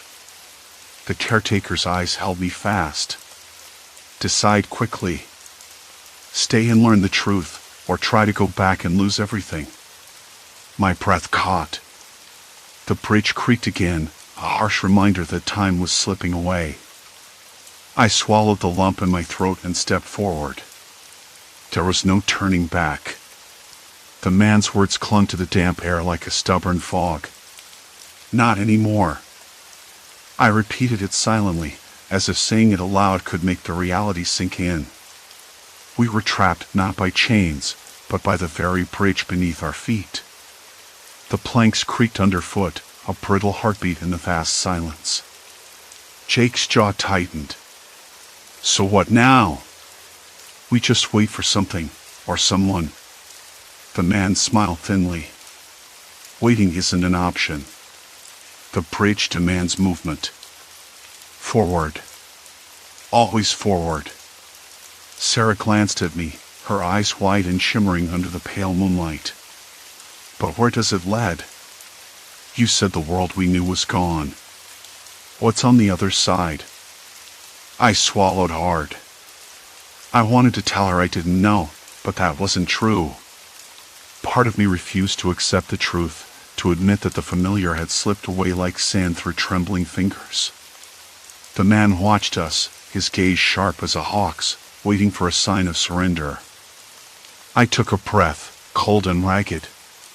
We keep going, I said, voice barely above a whisper. We have to. My hands trembled, fingers curling around the frayed edge of the railing. The wood was rough, splintered from years of neglect, and it smelled faintly of mildew and rust. Jake stepped forward, the boards groaning beneath his weight. I don't like this. None of it. Neither did I. But hesitation felt like a luxury we couldn't afford. The bridge stretched ahead, a thin line fading into darkness. The wind picked up, carrying with it the distant echo of voices. Or maybe just the wind playing tricks. I couldn't tell anymore.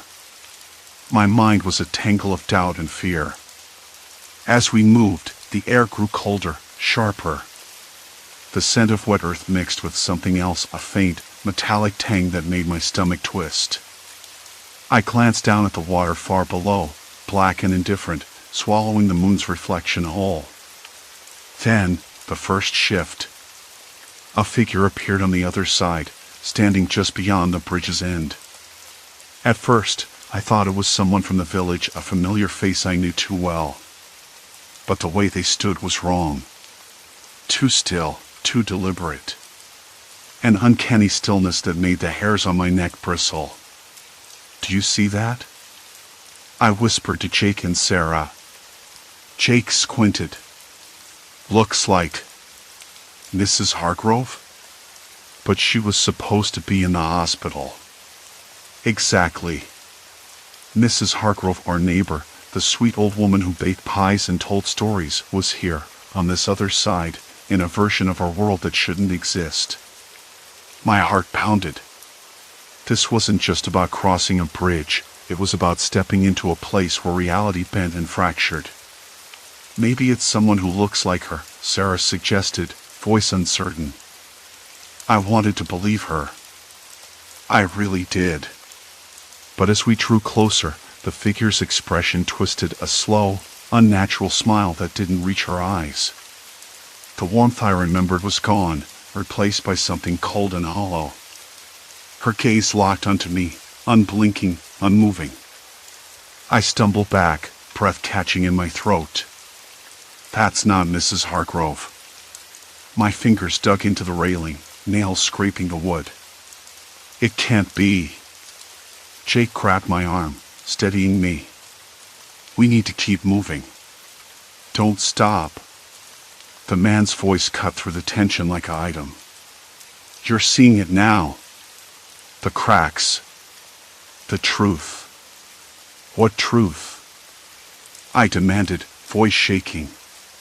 What are you trying to do to us? He stepped closer, his eyes dark pools reflecting the night. Control. Manipulation. The bridge doesn't just connect places. It connects possibilities.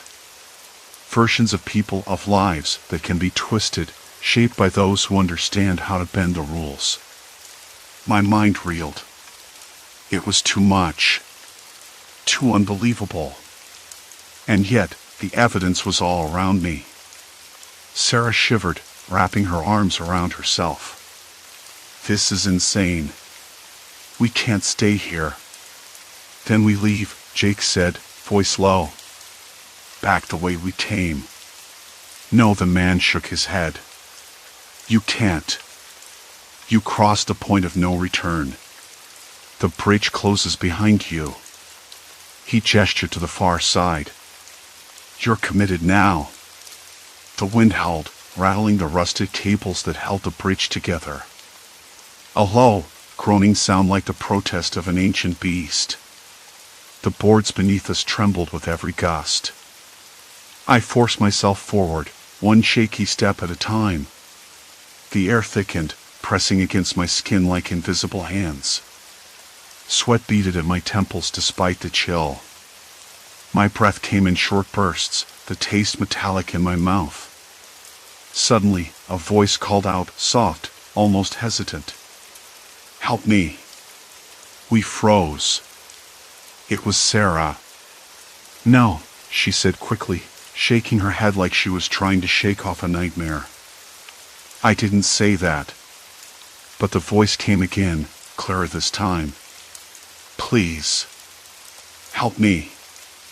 I looked around, heart hammering. The bridge was empty except for us and the man, who watched with unreadable eyes. Where? Jake asked, scanning the shadows. From the water, Sarah whispered, eyes wide. Someone's down there. I peered over the edge. The river below was a black ribbon, silent except for the occasional drip of water from the bridge's cables. Nothing moved. Maybe it's just the wind, I said, though my voice betrayed me. Then, from the darkness, a figure emerged, wet, tangled in branches, crawling slowly toward the bank on the far side. The man's smile returned, colder this time. See? The bridge reveals everything. The lost. The forgotten. The desperate. Sarah's knees buckled. Jake caught her before she fell. Who was that? I stood at the edge of the bridge again, the same place I'd first stepped onto those swaying planks. The air was colder now, but not from the wind. It was the silence that had settled like a weight, pressing down on my skin, making my hair stand on end. The fog had lifted, but instead of clarity, I felt only the sharp sting of uncertainty. I remember how I'd laughed earlier, nervously, trying to convince myself that the stories were nonsense. That crossing the bridge didn't really mean slipping into some twisted echo of reality where nothing was quite right. But now, after everything I'd seen, faces I knew acting like strangers, landmarks that had shifted just enough to throw me off balance, I wasn't so sure. The world on the other side wasn't mine. Or maybe it was, but fractured, like a cracked mirror reflecting something darker. I traced the worn cables with my eyes, each one humming with tension, connecting me to a place I wasn't sure I wanted to reach or to leave behind. My hands were clammy, fingers twitching involuntarily. The bridge groaned softly beneath my weight, a low, mournful sound that echoed in my chest. Behind me, the village looked almost normal. The same peeling paint on the storefronts, the same crooked street signs. But I caught a flicker of movement, a man standing too still by the corner cafe, watching me with two wide eyes. I swallowed. He didn't blink. I didn't recognize him, but the shape of his jaw, the way he held himself, felt unsettlingly familiar. Hey, I called out, voice trembling more than I wanted. Do you know if the bus comes through here today? He didn't answer. Just continued to stare, his mouth twitching as if he were about to say something but couldn't. Then, without a word, he turned and disappeared down an alley. I waited, heart hammering, until the sound of his footsteps faded completely. The smell of damp earth mixed with the bitter tang of exhaust filled the air. I tried to focus on the bridge again, the one path between what was and what might be. But the knot in my stomach tightened. I thought about turning back. Maybe this had all been a mistake, a hallucination brought on by exhaustion and isolation. But I couldn't. Not after the way my reflection had smiled back at me when I blinked, or the way the church bell had rung twice when it should have been only one. Those weren't mistakes. They were signs. A cough shattered the quiet. I spun around, half expecting to see the man again. Instead, an old woman emerged from the shadows near the market stall. Her eyes were sharp, almost accusatory. "You shouldn't be here," she said, voice low but firm, like a warning etched into years of silence. "Not anymore." I'm just passing through," I stammered, trying to sound casual, though my throat was dry. "I didn't mean to cause trouble." She shook her head slowly. "Trouble finds those who cross this bridge. You've seen what's changed. You've heard the stories. But it's not the bridge that shifts. It's the people. The world stays the same. It's us who break." Her words sank deep, heavier than the mist that hung around us. I realized then that the horror wasn't some supernatural force or parallel universe, it was the fracture between people. The way fear twists friendships into suspicion, how familiarity can turn into cold indifference overnight. I looked back at the bridge. It was no longer just an obstacle, it was a test. Could I cross it without losing myself? Could I accept that the world on the other side might never feel like home again? The old woman stepped closer, her breath smelling faintly of herbs and smoke. "You've got a choice now. Keep walking forward, or go back and live with what you've learned. But remember this, sometimes, the hardest journey is the one that brings you home." I nodded, though my hands still trembled. The bridge creaked beneath me as I took the first step forward. The planks felt rough against my boots, the ropes tight and unyielding. The wind picked up, carrying with it the faint sound of children laughing somewhere down the valley. It was a sound I used to find comforting, but now it felt distant, unreachable. Halfway across, I stopped. I closed my eyes and breathed in the cold air, the scent of pine and wet stone filling my lungs. The sun was breaking through the clouds, casting a pale light on the path ahead. The world on the other side wasn't perfect. It was fractured, uncertain, and maybe a little broken. But it was real. When I opened my eyes, the village on this side looked cleaner, almost vibrant. The cafe had fresh flowers on the windowsill. The man from before sat outside, sipping coffee, smiling just like I remembered. It wasn't the same man, not really. But it was close enough. I stepped off the bridge and onto the familiar ground. The knot in my chest loosened. I felt the rough bark of a tree beneath my fingertips and the warmth of the sun on my face. It wasn't the world I had left behind. It was something new, a place where the past and present tangled, but where I could still find a way forward. I didn't know if I'd ever cross that bridge again.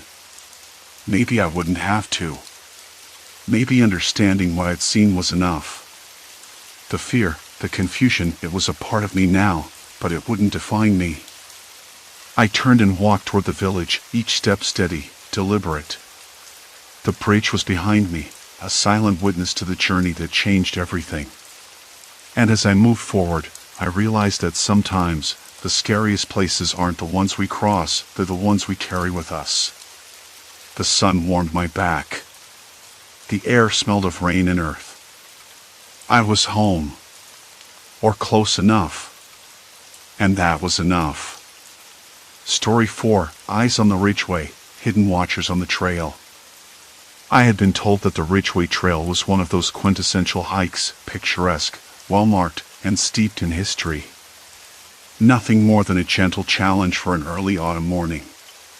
The kind of place where locals bring their dogs, and tourists like me come for a few hours of clean air and a break from the usual city grind. I wasn't exactly a seasoned hiker, but I'd done enough wandering through parks and wooded paths to know what to expect: the crunch of dry leaves underfoot, the occasional bird call, the faint smell of pine and damp earth. Simple, straightforward. That morning, the sky was a muted gray, not quite threatening rain, but not exactly promising sun either. It hung low, a heavy blanket that seemed to draw the scent of moss and wet bark out of the trees. The air was cooler than I expected for early October, sharp enough to make me pull my jacket a little tighter around my neck. I liked that feeling, the slight bite of cold on my skin, the way it kept me alert. I started the trail just after 9, my backpack light except for a water bottle, a small notebook, and my phone, which I mostly kept in airplane mode. I wanted this to be unplugged, a chance to shake off the fatigue of my desk job and the endless drone of emails. The path was narrow but clear, winding through clusters of birch and oak. I passed a few other hikers, mostly couples and small groups, exchanging brief smiles or nods. No one seemed in a particular rush. The usual polite distance, the kind that lets you pass without feeling obligated to make conversation. Around the first mile marker, a roughly carved wooden post painted white, I noticed something odd. It was a small piece of paper, taped to the back with clear packing tape, fluttering slightly in the breeze. I almost missed it because it blended in with the bark of the tree it was attached to. Curiosity got the better of me, and I stopped. The paper wasn't official looking at all. No logos or printed fonts, just messy handwriting in dark ink. It said, "They see everything. Don't trust the trail." I blinked. It felt like a joke, or maybe one of those cryptic messages people leave behind as part of some viral prank. But who would go to the trouble of taping a note like that to a tree on a public hiking trail? And why? The words stuck with me, though I tried to shake them off. Probably just a hiker's idea of a ghost story or a warning to watch out for slippery spots. I slipped the note into the pocket of my jacket, partly because I didn't want to litter and partly because I figured I'd take a picture of it later, proof, in case I wanted to look it up or share it online. The trail curved upward after that, and the sounds of the forest changed. Leaves rustled louder, like whispers in the wind. Somewhere off to the left, a woodpecker hammered at a distant trunk.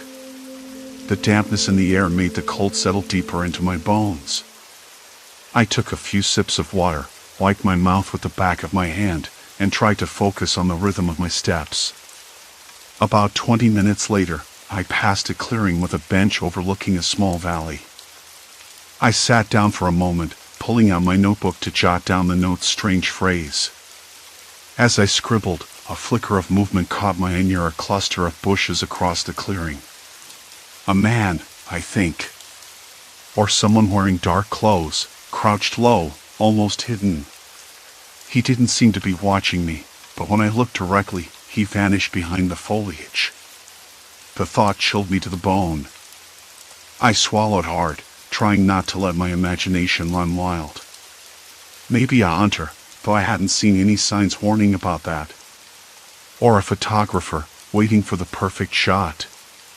But the way he disappeared so quickly felt off. My hands trembled slightly as I closed the notebook and stood up.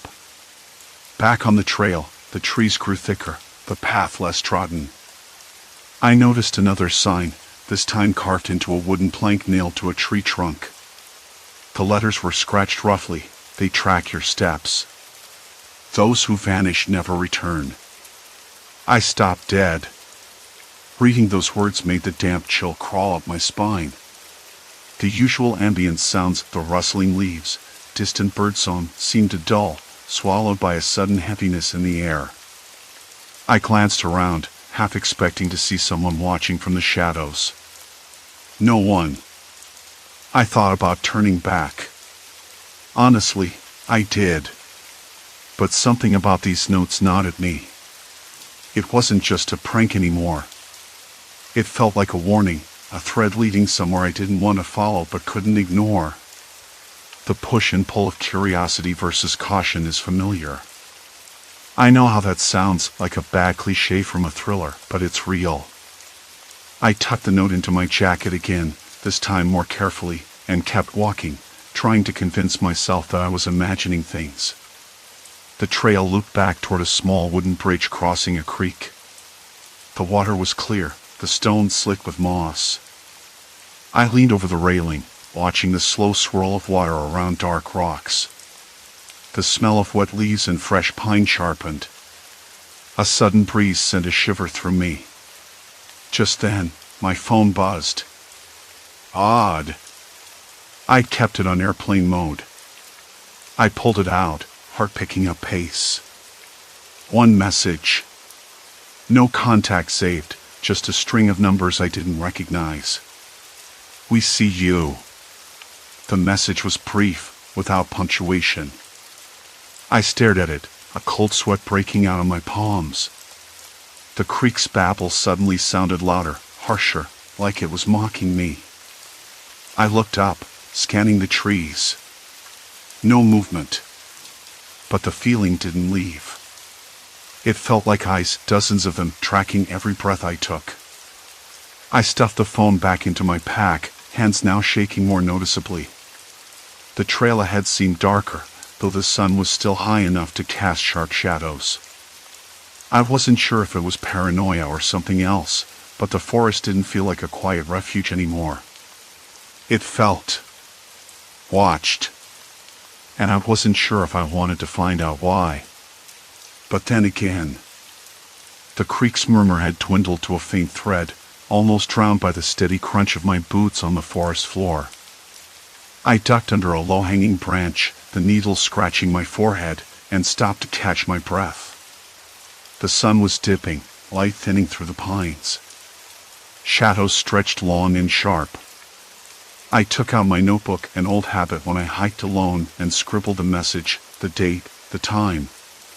If this was some kind of prank, it had teeth. If not, then I was in trouble, and this was my only record. There was a faint rustle behind me. I whipped around, heart hitting my ribs like a drum. Nothing but a squirrel darting up a tree. The relief was immediate but fleeting. I swallowed, the dry forest air scraping my throat.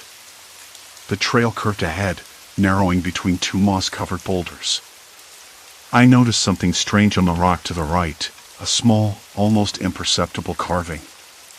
I crouched, brushing away dirt and lichen to reveal a symbol, a circle crossed by two diagonal lines, crude but deliberate.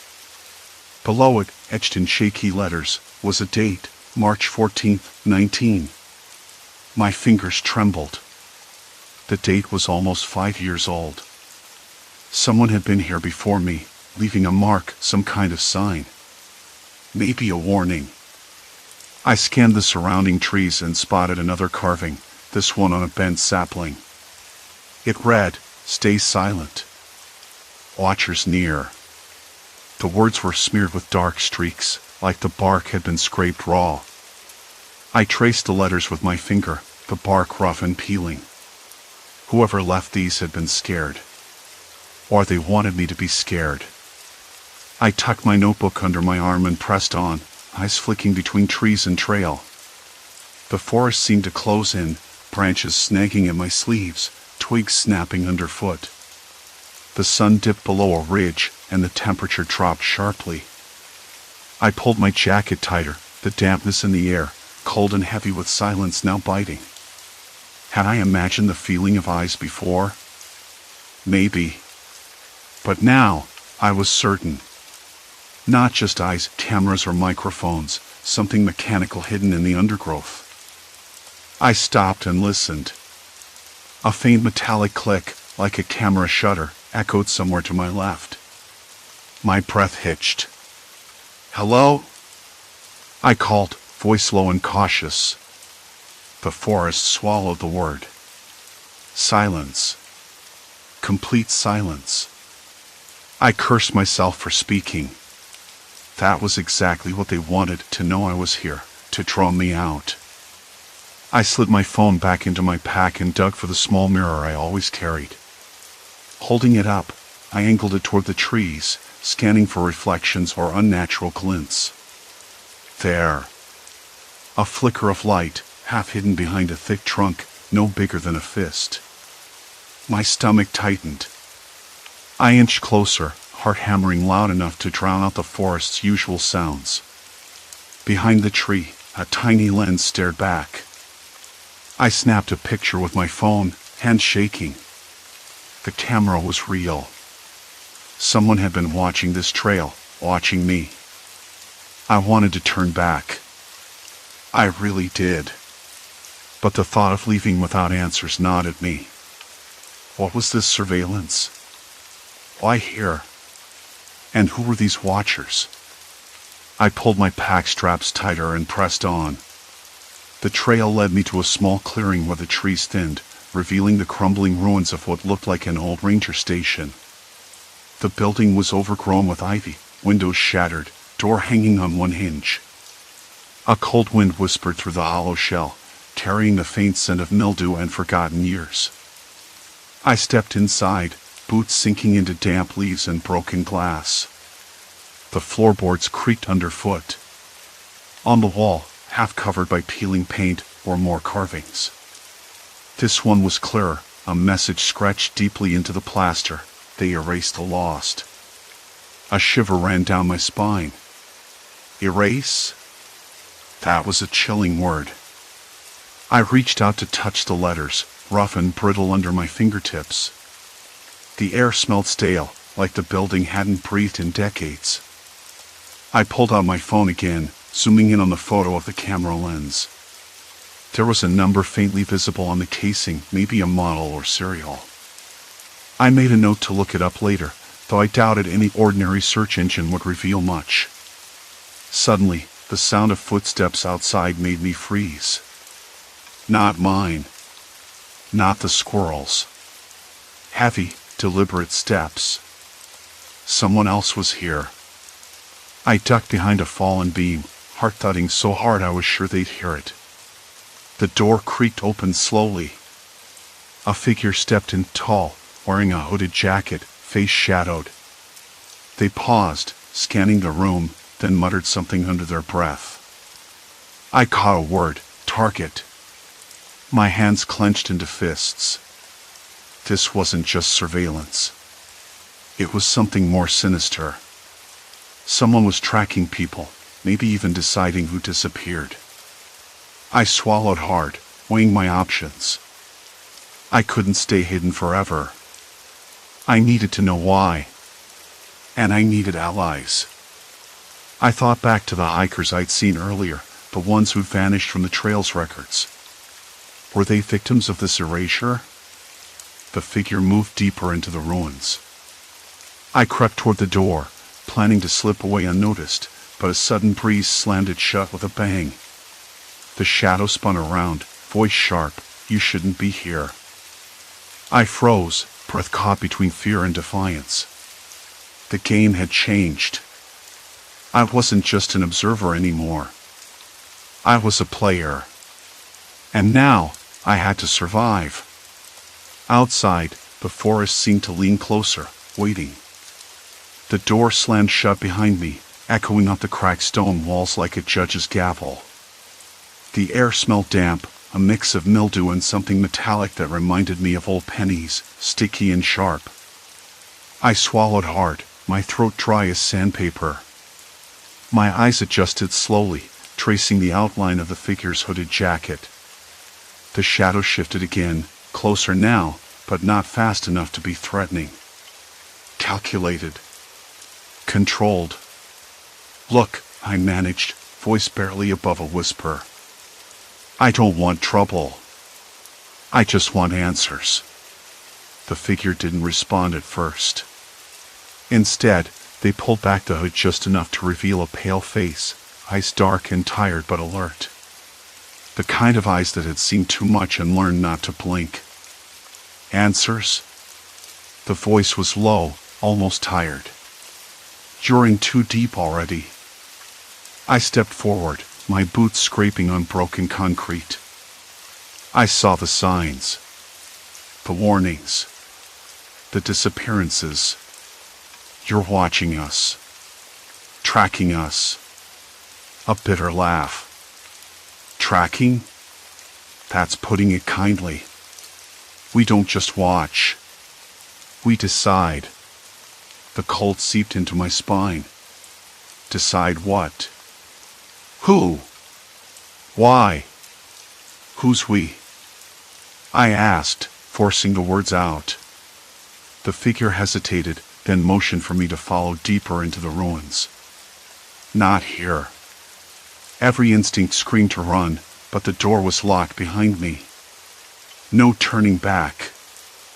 I followed, heart thudding like a drum in a silent hall.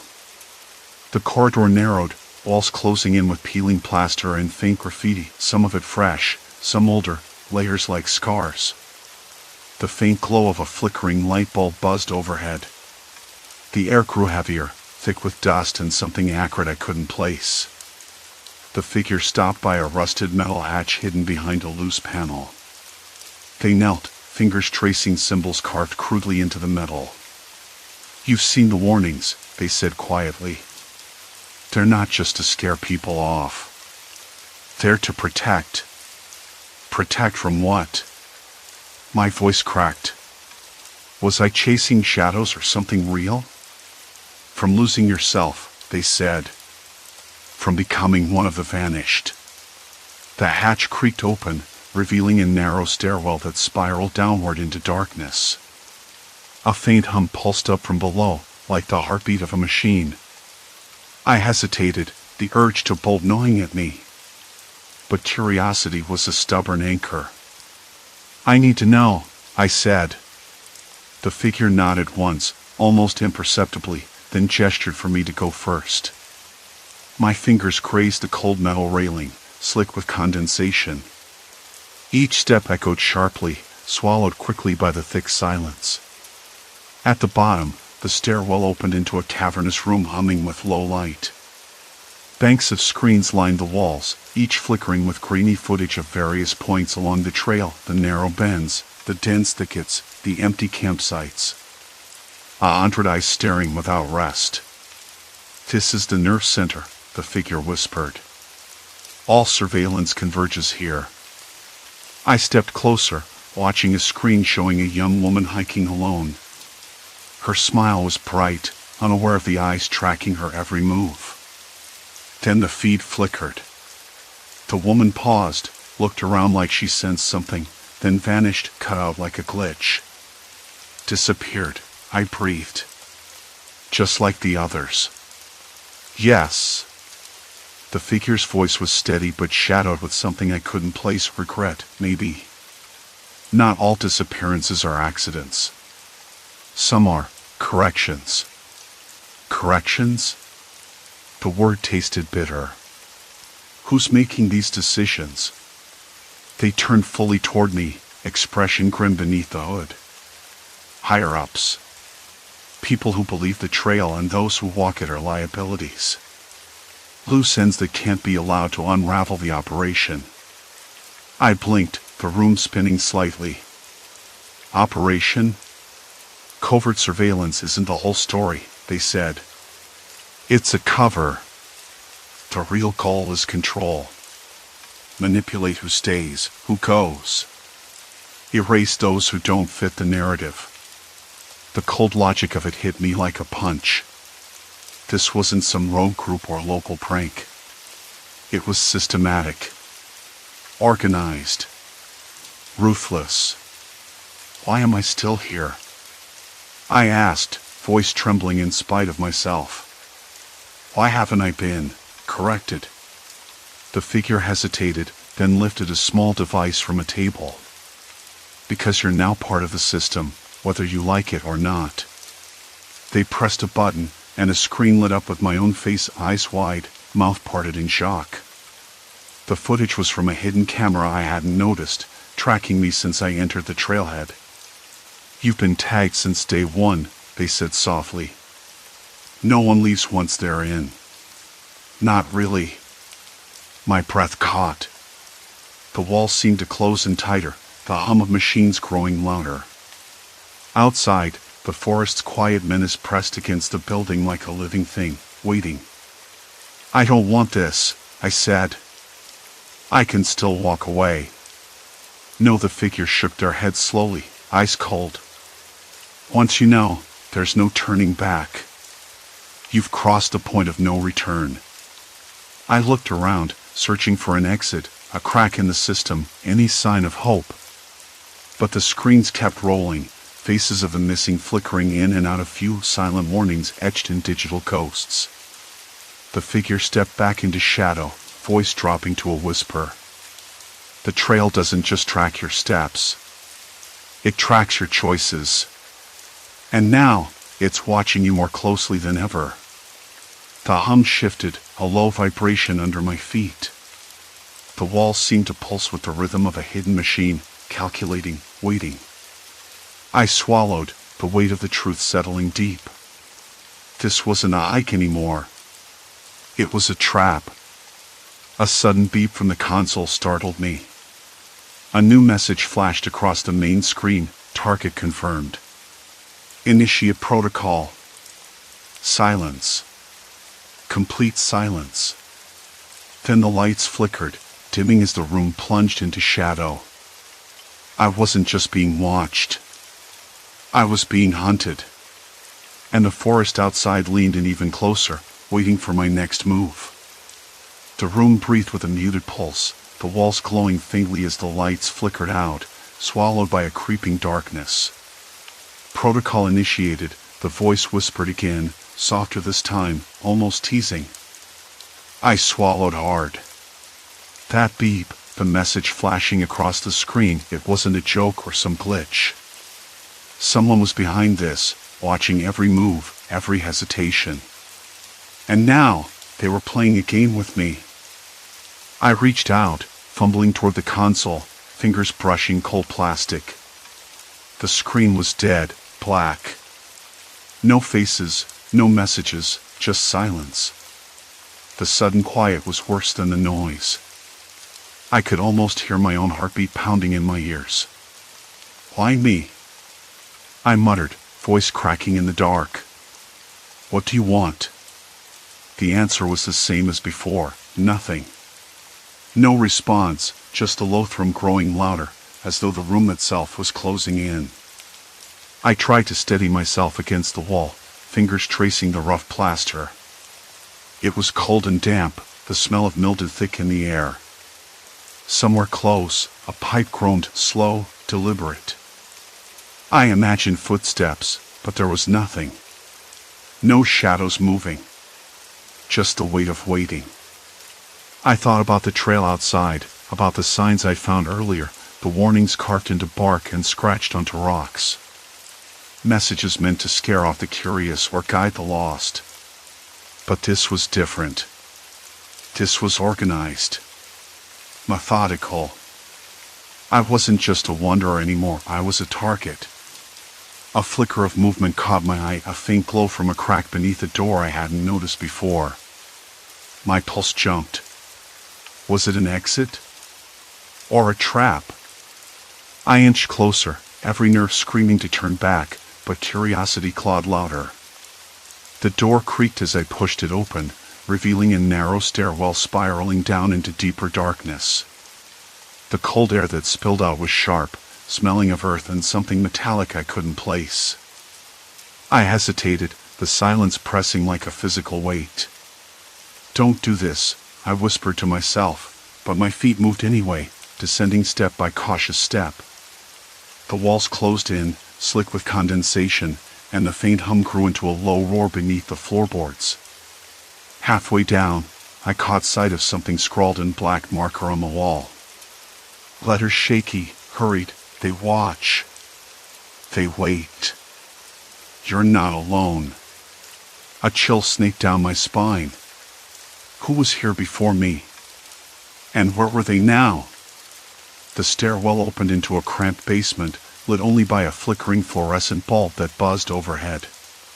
Banks of equipment lined the walls, screens, wires, and devices I barely understood. Each screen displayed live feeds, Cameras pointed at trailheads, hikers, even remote clearings deep in the forest. Faces I recognized. A woman with a red jacket, a man carrying a blue pack, a boy no older than 10. And then, something more disturbing. One screen showed a blinking red dot moving across a map, a trail marked in glowing lines. My trail. I stepped closer, heart hammering. The dot paused, then moved steadily forward, closer to my current location. A voice crackled through a speaker mounted near the ceiling. "You shouldn't be here," it said, calm but with an edge I couldn't ignore. "Why don't you stop now?" I swallowed. I wanted to say something, to argue, but the words caught in my throat. Instead, I scanned the room, searching for a way out, a clue, an ally, anything. My eyes landed on a small table cluttered with notebooks and scraps of paper. I rifled through them, hands trembling. The notes were frantic, filled with names, dates, times, and cryptic phrases: Protocol Alpha, extraction scheduled, subject non-compliant. One sheet had a list of missing hikers, names I'd seen on the screens, some crossed out, others circled in red. At the bottom, scribbled in hurried handwriting, last known location, Sector 7. Proceed with caution. The weight of it crashed down hard. These people weren't just missing. They'd been pulled into something organized and relentless. Why am I still here? I whispered, voice barely audible over the buzzing light. My hand shook so badly I dropped a notebook. The thud echoed, loud in the confined space. Then, footsteps. Slow. Measured. From the shadows at the far end of the room, a figure emerged, face obscured beneath a hood. No words, just a tilt of the head, as if questioning my presence. I took a step back, heart lodged in my throat. Every instinct screamed to run, but the stairwell behind me seemed miles away. "Who are you?" I said, voice firmer than I felt.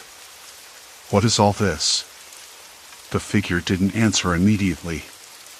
Instead, they reached into their pocket and pulled out a small, folded piece of paper. They tossed it onto the table and stepped closer. I unfolded it carefully. The paper was yellowed, edges curled, and scrawled in the same shaky handwriting I'd seen before. They don't just watch. They decide. And when you disappear, it's because they chose you. My stomach twisted. Chosen. For what? I glanced up, but the figure was already retreating, slipping back into the shadows. "Wait." I called, but the only reply was the flicker of screens and the buzz of the failing light. The door above suddenly slammed shut with a deafening bang. I spun around, heart pounding so fiercely I thought it might burst. The stairwell was gone, sealed tight. Panic clawed at my chest. Trapped. Completely trapped. The screens flickered back to life, faces and maps dancing in the dim light. The blinking red dot moved again, closer. Closer. And then, a new message flashed across the main screen: your choices have consequences. I sank to the floor, breath ragged, hands pressed over my mouth to stifle a scream. This wasn't about a hike anymore. This was about survival. About outsmarting something that had already planned for every step. Outside, the forest pressed against the windows, dark and patient. Inside, the machine waited. Watching. Judging. I wasn't just hunted. I was a piece on their board, and the game had only just begun. The sun was sinking behind the ridge by the time I stumbled onto the gravel road leading out of the forest. My legs felt like they belonged to someone else, heavy and unsteady, but moving forward regardless. I kept glancing over my shoulder, half expecting something or someone to appear between the trees. The trail had swallowed so much time and sanity that the idea of safety felt foreign. Still, I wasn't sure I was safe even now. I tried to think back, retracing the last few days in my head. The signs, the cryptic warnings carved into bark, the hurried notes stuffed beneath stones, the barely legible scribbles on torn scraps of paper. All pointing to the same chilling truth, that someone, or some group, had been watching. Tracking every visitor, every step. And that those who vanished had simply been erased. It wasn't paranoia, not entirely. I had proof now, proof that the authorities or whoever they were had eyes everywhere on that trail. I kept remembering that one message scrawled in shaky handwriting. They see. They take. Don't trust the quiet. At the time, I'd laughed it off as a prank. Now, it felt like the last desperate plea of someone already gone. The gravel crunched under my boots, a sharp contrast to the soft, damp earth of the woods. The air smelled of pine and cold stone, but under that was something metallic, faint yet persistent, like rusted wire left out in the rain. I couldn't place it, and that unsettled me more than anything. Was it a scent meant to mark territory? A subtle warning? I stopped at a bend where the forest opened up to a clearing. The wind whispered through the dry grass, carrying the faint sound of a dog barking miles away, probably from a distant farm. The sky was bleeding orange and purple, shadows stretching long and thin. I pulled my jacket tighter, the fabric rough against my skin, and tried to steady my breath. I wasn't sure how long I stood there, watching the horizon swallow the last light. My mind was buzzing, too many questions, too few answers. What had happened to the others? The ones who disappeared. I could still feel their absence, like a weight pressing down on the air around me. I tried to remember the face of the last person I'd met on the trail, a hiker with a worn backpack and tired eyes who'd warned me to turn back. "They're watching," she'd said in a low voice, glancing behind her like she expected someone to be chasing her. I didn't believe her at first, I admitted to myself, but maybe I should have. The road beneath my feet was empty now, but I could almost hear the faint static of a radio, or maybe it was just the wind playing tricks.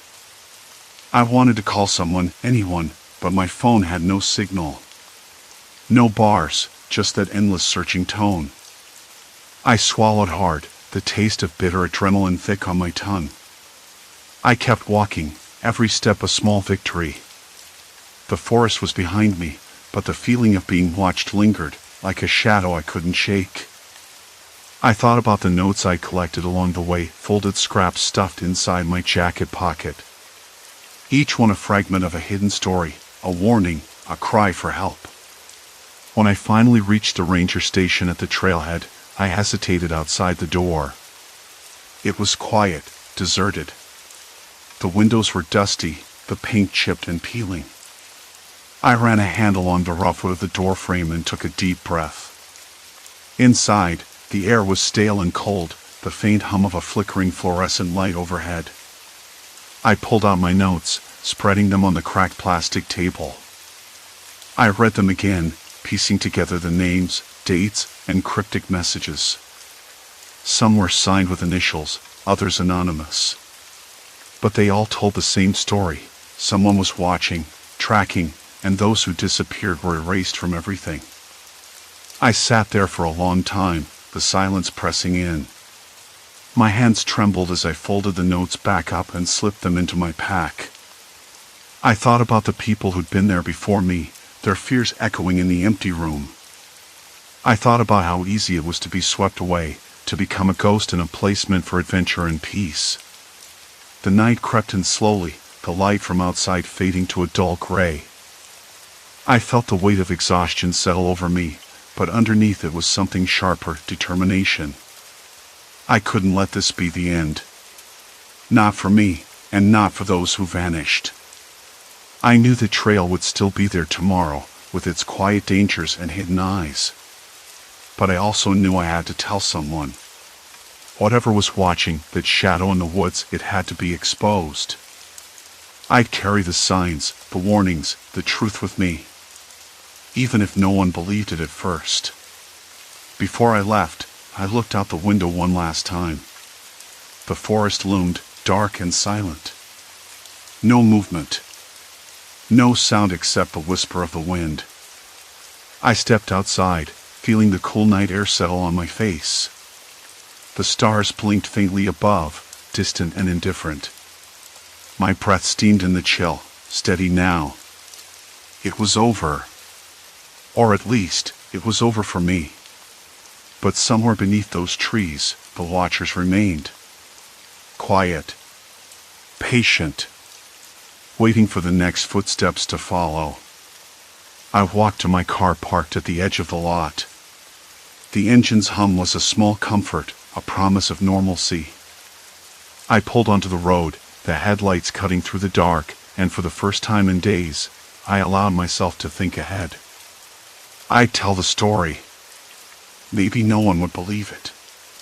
Maybe I'd be dismissed as another lost traveler spinning a tale of shadows. But I couldn't keep silent. I glanced in the rearview mirror. The forest was swallowed by night, endless and unknowable. But I was leaving it behind. Still, a part of me knew this wasn't just a hike gone wrong. It was a warning about how thin the line is between being seen and disappearing altogether. The road stretched ahead, empty and dark. And I was finally moving forward. Story 5, The Architect's Mansion, Warping Reality and Mind. I never imagined a house could make you question your own mind, but the Architect's Mansion did that, day by slow day. The first morning I woke up in the mansion, the air was cool and smelled faintly of damp plaster and old wood, nothing harsh, just the scent of years settling in. I remember the way the floor beneath my bare feet felt uneven, more than just creaking floorboards. The tiles in the hallway, arranged in a pattern that seemed off, shifted subtly under my gaze, like they were trying to bend away from straight lines. I brushed it off, telling myself it was just an old house, quirks included. Breakfast was a ritual I clung to. The kitchen was cramped compared to the rest of the mansion, a cramped box of white cabinets and chipped counters that smelled faintly of lemon cleaner and something faintly metallic I couldn't place. I made coffee, the bitter aroma filling the room, with its faint smell of dust and decay, grounding me. The old radio on the windowsill crackled with a late morning talk show. I sat at the small round table, spooning oatmeal slowly, watching the light shift across the peeling wallpaper. The angles of the walls never seemed right, and yet I couldn't quite say why. I told myself I was imagining things. Buildings are imperfect. That was the truth. But that day, as I finished eating, something caught my eye at a door at the end of the hall that I was certain hadn't been there the day before. It was narrow, almost too narrow to be practical, painted a dull gray that blended into the wall. I stared at it for a long moment, fingers tightening around the mug. No, that door had to be part of the original blueprint. I was sure of it. But I hadn't noticed it before. Maybe I was just tired. The migraines began subtly, a dull pressure behind my eyes that worsened as the day wore on. By evening, the pain was a sharp throb that pulsed with every breath. I sat in the living room, the worn velvet of the armchair rough beneath my palms. The walls seemed to lean in closer, their angles shifting in the dim light. I closed my eyes, trying to steady my breathing, but when I opened them, the hallway outside stretched impossibly long, twisting to the left in a way that didn't match the floor plan I'd memorized. I blinked hard. Maybe the shadows were playing tricks. A noise broke the silence, a faint creak, like a hinge moving somewhere far away. I froze, listening. The house was supposed to be empty except for me. I told myself it was the settling wood again, or the wind brushing against the shutters. Yet the feeling of being watched crept in, not from any one direction, but everywhere at once. My hands trembled slightly as I reached for my glass of water, the cool liquid burning my throat. I tried to call a friend that night but hesitated halfway through the number. The signal was patchy inside the mansion, and the line crackled with static. I ended the call before it connected, the silence that followed heavier than the migraine that throbbed relentlessly behind my temples. I felt suddenly exposed, vulnerable, as though the house itself was holding its breath. Sleep came in fits. The mattress was too firm, the sheets cool against my skin, and outside, the wind picked up, rattling the window panes. I dreamed of corridors folding over themselves, walls bending at impossible angles, and doors that led nowhere. Woke up with a dry mouth and a pounding head, the taste of iron lingering on my tongue. The house felt colder in the morning, the air stale, as if the walls had absorbed a night's worth of secrets. On my second day, I wandered the mansion's lower floors, trying to map the place in my mind. The library was my favorite room, floor-to-ceiling shelves crammed with dusty books, the scent of old paper and leather binding thick in the still air. The carpet was threadbare, soft underfoot, but the ceiling seemed lower than it should have been. I ran my fingers along a railing lining the mezzanine and felt the wood shiver beneath my touch. I could swear the staircase shifted slightly as I looked away. I found myself talking aloud more than usual. "It's just a house," I told the empty room. "Old. Quirky. Nothing more." The words sounded hollow. I was alone, yes, but not quite lonely yet.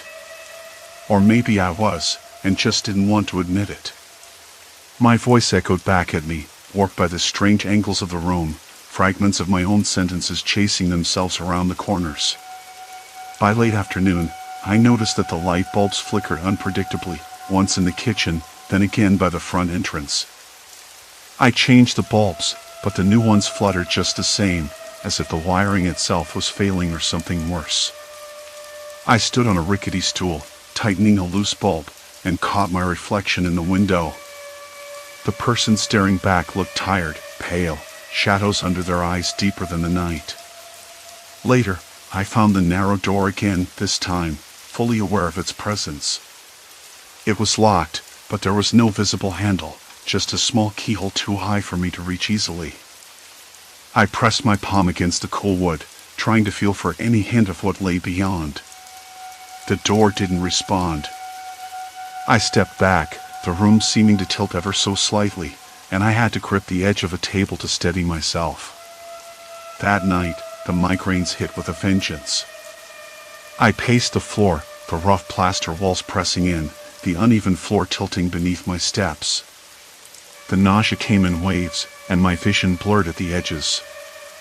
I curled up on the sofa, the fabric coarse against my cheek, and tried to shut out the house's subtle distortions. But even in the dark, the angles twisted, and the silence was heavy, thick enough to choke on. I knew I should call someone. Anyone. But the phone sat on the desk, screen dark, untouched. The thought of stepping outside, into the cold night air, felt like crossing a vast, unknowable gulf. I kept telling myself it was just the house. Just the migraines. Just the exhaustion. But something was wrong.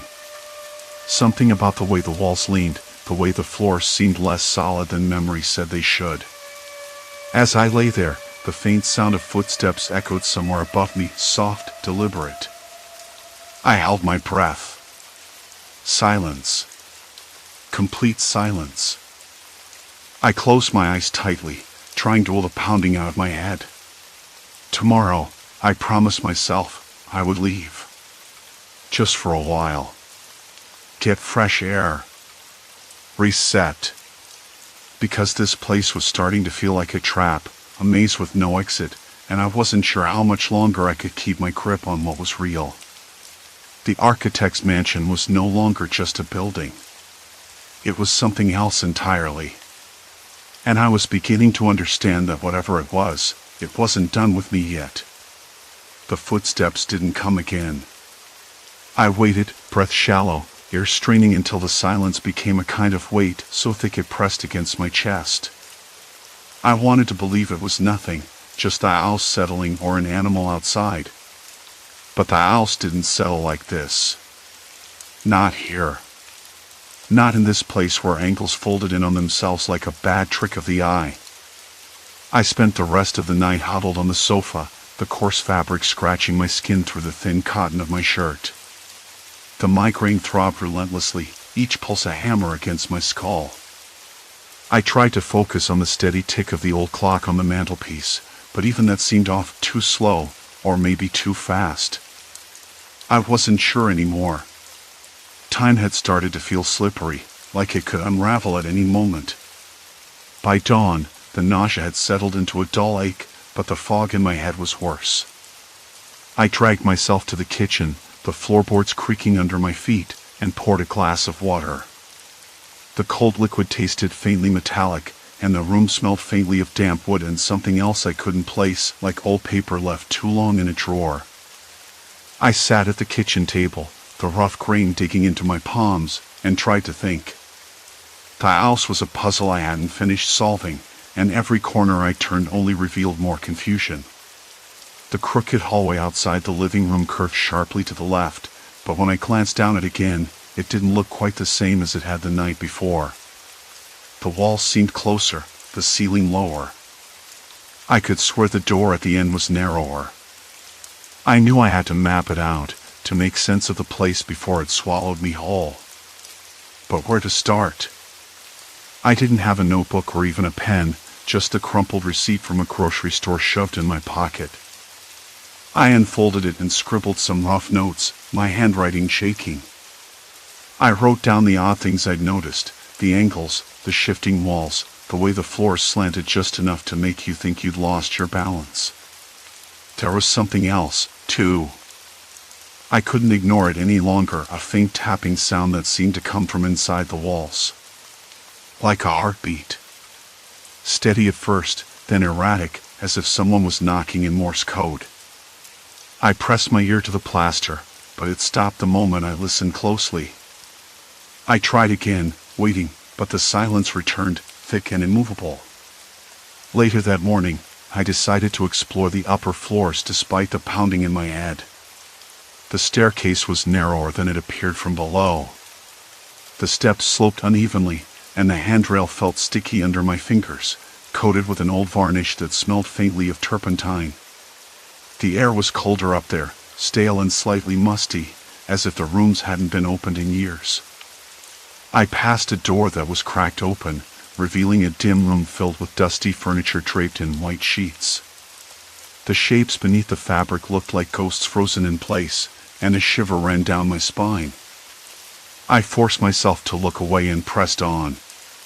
At the end of the hallway, I found a small office. The door was locked, but the lock wasn't sturdy, just an old brass latch. I jiggled it, and it gave way with a soft click.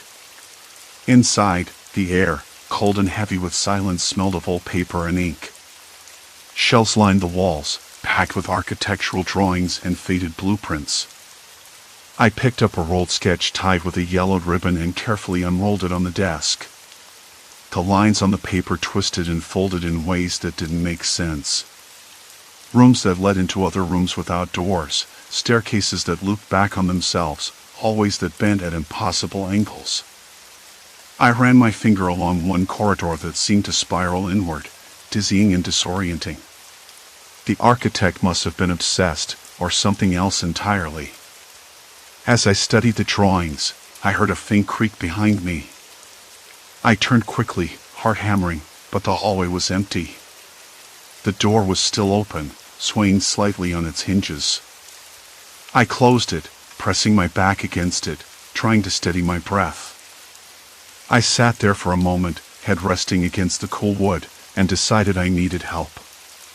Not just anyone, I needed someone who understood this kind of madness, someone who could see past the angles and the shifting walls and help me figure out what was going on.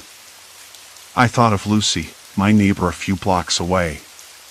She was a writer, always curious about strange old houses and local legends, even if she didn't believe in ghosts. Maybe she could help. Or at least listen. I pulled out my phone, but the screen stayed stubbornly black. No signal. No power. I'd forgotten to charge it last night in the chaos. The realization hit me like a cold wave. If the house was cutting me off, isolating me, then I was truly alone. The afternoon light slanted through the tall windows, casting long shadows that seemed to crawl along the walls. I paced again, the uneven floor tilting beneath my feet, the migraine flaring back to life. I pressed my palms to my temples and sank down onto the floor, swallowing the nausea. Then I heard it. A soft voice, almost a whisper, coming from the hallway outside the office. "Hello?" I froze. The voice was female, low and hesitant. Not quite a whisper, but not loud enough to be sure. I strained to listen, but the silence swallowed the sound as quickly as it came. "Is someone there?" I called out, voice shaking. No answer. Just the quiet groan of the house settling, or maybe shifting again. I stood, heart racing, and edged toward the door. The hallway outside was empty, the air thick and still. The crooked angle stretched before me, walls leaning in as if watching. I told myself it was my imagination, that I was tired, that the house was playing tricks on me. But then I saw it. Shadows clung to the corners of the old estate as if whispering secrets meant to unravel anyone daring enough to listen. A faint smudge on the wall, too deliberate to be a stain. A handprint pressed into the plaster, smeared and awkwardly shaped, like someone had tried to grip the wall and slipped. My hands trembled as I reached out, fingertips brushing the rough surface. The plaster felt cool and damp beneath my fingers. I stepped back, the nausea twisting in my stomach. I wasn't alone in this house. And whatever was here wasn't done with me yet. I blinked again, trying to force the shape into focus. The hallway outside the office wasn't empty after all. There, half hidden behind the door frame, was a small, crumpled slip of paper pinned under a crooked nail. I didn't remember seeing it before. The afternoon light caught the edges, yellowed and brittle. My fingers trembled as I reached out, but the migraine squeezed tighter, like a fist clenching my skull. I swallowed hard and grabbed the note. The handwriting was cramped, hurried, unfamiliar. "You're not meant to find this. The house watches." The words didn't make sense. What house? The walls? I looked up, heart thudding. The crooked corridor stretched beyond, narrowing and bending until it disappeared into a shadow that felt too dense, too deliberate. The air smelled faintly of damp plaster and something else, a sharp, metallic tang that set my teeth on edge. I stuffed the note into my pocket and staggered back inside the office. That whisper wasn't just my imagination. Someone had been here, or was still here. The thought sent a cold pulse through my veins. I sat down heavily at the desk. The migraine blazed anew, hot and relentless, squeezing the edges of my vision until the room warped and twisted. The architecture was a trap, every angle wrong, every corner a distortion. Even the floor beneath me felt unstable, tilting imperceptibly, as if the house itself was breathing beneath my feet. I rubbed my temples, trying to steady my thoughts. The nausea churned in my stomach, and the smell, the metallic scent, lingered, mixing with the mustiness of old wood and plaster dust. I told myself to calm down. I needed clarity. But the house refused. From the far end of the hall came the faint scrape of footsteps. Slow. Deliberate. Not mine. My breath caught. I strained to listen, but the walls seemed to absorb the sound, leaving only a faint echo, like a whisper trapped in cotton. "Who's there?" My voice was steadier than I expected, but the silence that followed was thick, pressing. I stood, hands shaking, and moved toward the hallway. The crooked walls leaned in closer, their angles unnatural. I felt trapped in a narrowing tunnel, the space shrinking. My footsteps echoed unevenly, the sound bouncing between walls that refused to align. I stumbled slightly, the nausea rising again. The house was a maze, but I wasn't lost yet. Not completely.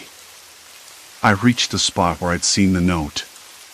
The nail was still there, but the paper was gone. My pulse quickened. Someone had taken it. Or maybe I had imagined it. No, I hadn't. I was sure.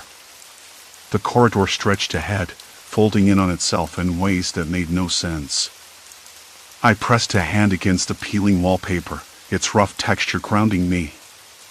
A draft whispered past, cold and sudden, carrying with it the faintest hint of cigarette smoke and old sweat. Human presence. Not ghosts. People. My mind reeled. If someone was here, watching, waiting, what did they want? I forced myself to move forward, each step feeling heavier.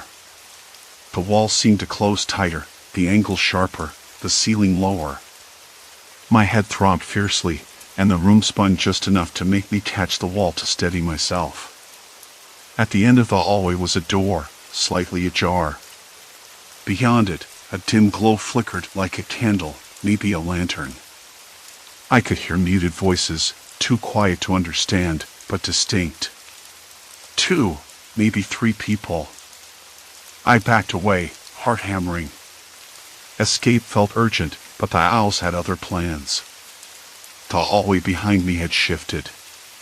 The corridor I'd taken to get here had disappeared, replaced by a blank wall. I turned back, panic rising. The wall seemed to pulse, breathing in and out like a living thing. I was trapped. No way back. No escape. The voices grew louder, closer. I pressed myself against the wall, trying to make myself invisible, but my hand shook so hard I nearly gave myself away. The metallic scent was stronger here, acrid and sharp. It filled my nostrils, making me gag. Then, a voice from the doorway. Come out. We know you're there. Calm. Controlled. But with an edge that set my blood cold. I swallowed hard. Who? My voice cracked. Not here to hurt you. Just to talk. I wanted to believe that. I wanted to believe so badly. But the house was a cage. The warped walls, the shifting corridors, the impossible angles, they weren't accidental. They were designed to disorient, to trap. I realized then, with a sinking, terrible clarity, that I had crossed a line. I wasn't a guest anymore. I was prey. Please, I said, voice barely above a whisper. I don't want trouble. Neither do we, the voice answered. But you can't leave. Not yet. The door creaked open wider, light spilling into the hallway. Shadows moved, indistinct shapes emerging from the gloom. I could see faces now, pale, watchful, tired. One stepped forward, a woman with sharp eyes and a tight jaw. You've been here too long. I swallowed, nausea twisting my guts. I didn't know anyone else was. No one comes here by accident, she said, voice low. Not anymore. I wanted to ask what she meant, but a sudden dizziness swept over me, and I grabbed the wall to steady myself. The migraine slammed into me like a hammer, and the nausea hit full force. You have to understand, she said, stepping closer, this house isn't just architecture. It's a system. A trap.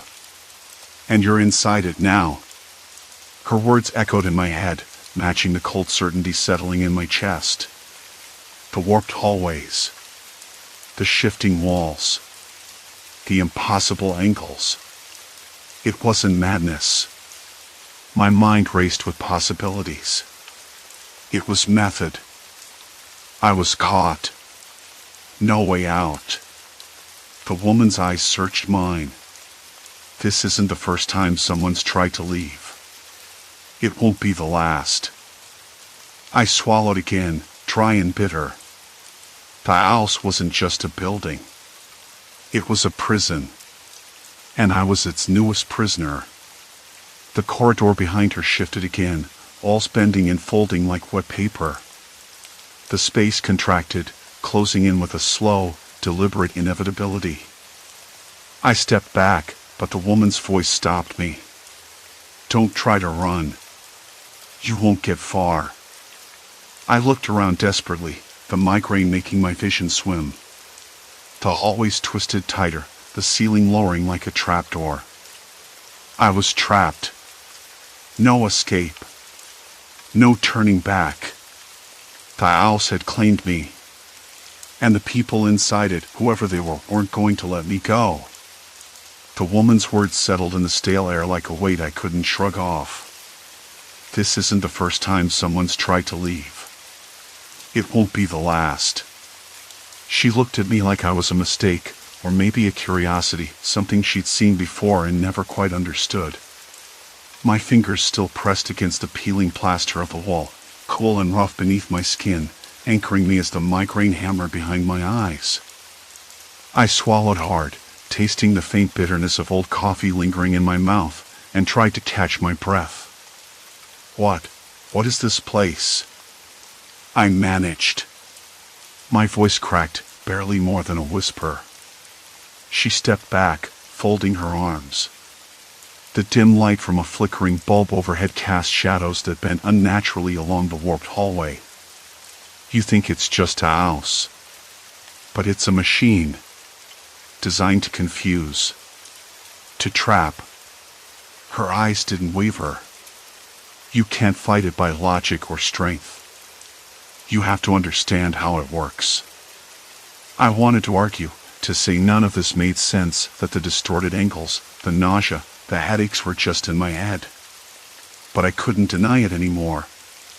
The walls had shifted when I wasn't looking, the space between doors stretched impossibly. It was as if the mansion breathed, inhaling and exhaling, rearranging itself like a living puzzle. "Why?" I asked, voice trembling. "Who would do this?" She shook her head. "I don't know anymore. The architect is gone. Or maybe dead. Or maybe he never existed. But the house remains.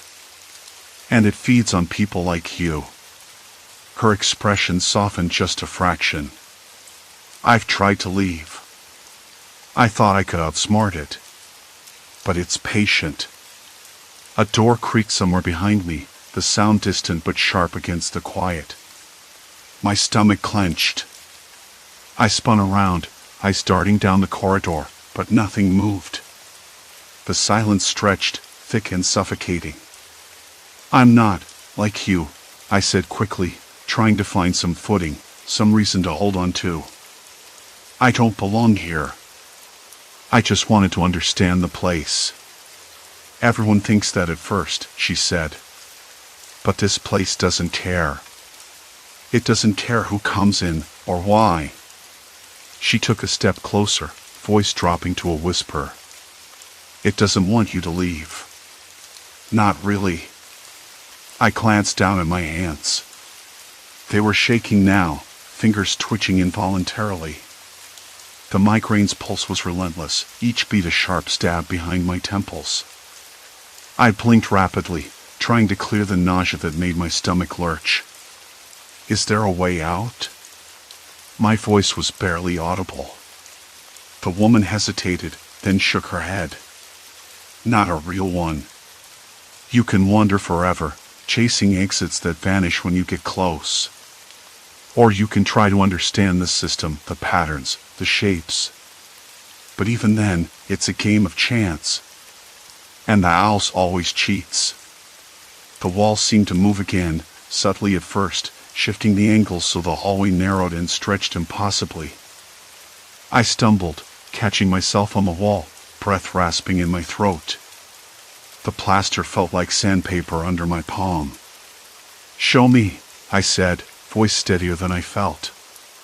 "If there's any hope, I want to see it." Her eyes flicked toward the darkness at the end of the hall. "Follow me. But be warned, this won't be easy." We moved together into the gloom, the woman's footsteps silent on the worn floorboards. The air grew colder, carrying a stale odor like damp stone and decaying wood. I swallowed the sour taste in my mouth, trying to ignore the growing tightness in my chest. As we walked, the hallway twisted unnaturally, the ceiling dipping lower in places, then soaring impossibly high. The walls leaned inward, then bulged outward like the hull of some great ship. I kept my hand on the wall to steady myself, but even that felt unreliable, like the surface might dissolve beneath my fingers. "Look here," she said, stopping before a narrow doorway that seemed to flicker in and out of focus. "This is one of the key points. The house uses these thresholds to disorient you. You think you're going forward, but the space shifts, and suddenly you're somewhere else entirely." I reached out tentatively, the air thick with a faint, metallic tang that made me wrinkle my nose. The door frame was cold, slick with some invisible film that made my skin crawl. I pulled back, heart pounding. "I don't understand how it does this," I said, voice low. "Is it some kind of trick? A mirror? A distortion?" She looked at me like I was missing something obvious. "It's architecture, yes. But it's also psychology. The angles, the light, the sound, all designed to confuse your senses, to break your mind down. You start doubting what you see, what you feel, what you remember." A shudder ran through me, and I pressed my hand to my forehead. The migraine was a living thing now, throbbing with relentless insistence. The nausea was a tide rising, ready to drown me. I swallowed hard, tasting the dry bitterness again, the metallic aftertaste of fear. "Have you seen others?" I asked, my voice barely audible. "People who got trapped?" She nodded. "Yes. Some lose their minds. Others disappear. Sometimes you find pieces of them, notes, scraps of clothing. But the house never gives them back." I swallowed the lump in my throat. "What about you? How long have you been here?" She hesitated, eyes flicking away. "Longer than I should have. Maybe too long." I wanted to press her, to ask more, but the sudden creak of a floorboard somewhere behind us made me spin on my heel. The hallway behind us was empty, but the sound lingered, sharp and accusing. "Did you hear that?" I whispered. She nodded, face tight with tension. "You're not alone." A cold sweat broke out on my skin. The house wasn't empty. The air felt heavier that morning, like the house was holding its breath. I woke up on the floor, which wasn't exactly unusual anymore, but the ache in my neck told me I hadn't landed gently. The faint throb behind my eyes sharpened immediately, like a dull hammer tapping somewhere inside my skull, refusing to stop. I forced myself to sit up, the uneven boards pressing into my back through the thin blanket. The architect's mansion didn't care if I was comfortable. It never had. I blinked against the weak light slipping in through the cracked window. Shadows pulled unevenly in the corners, twisting the room's angles into something unrecognizable.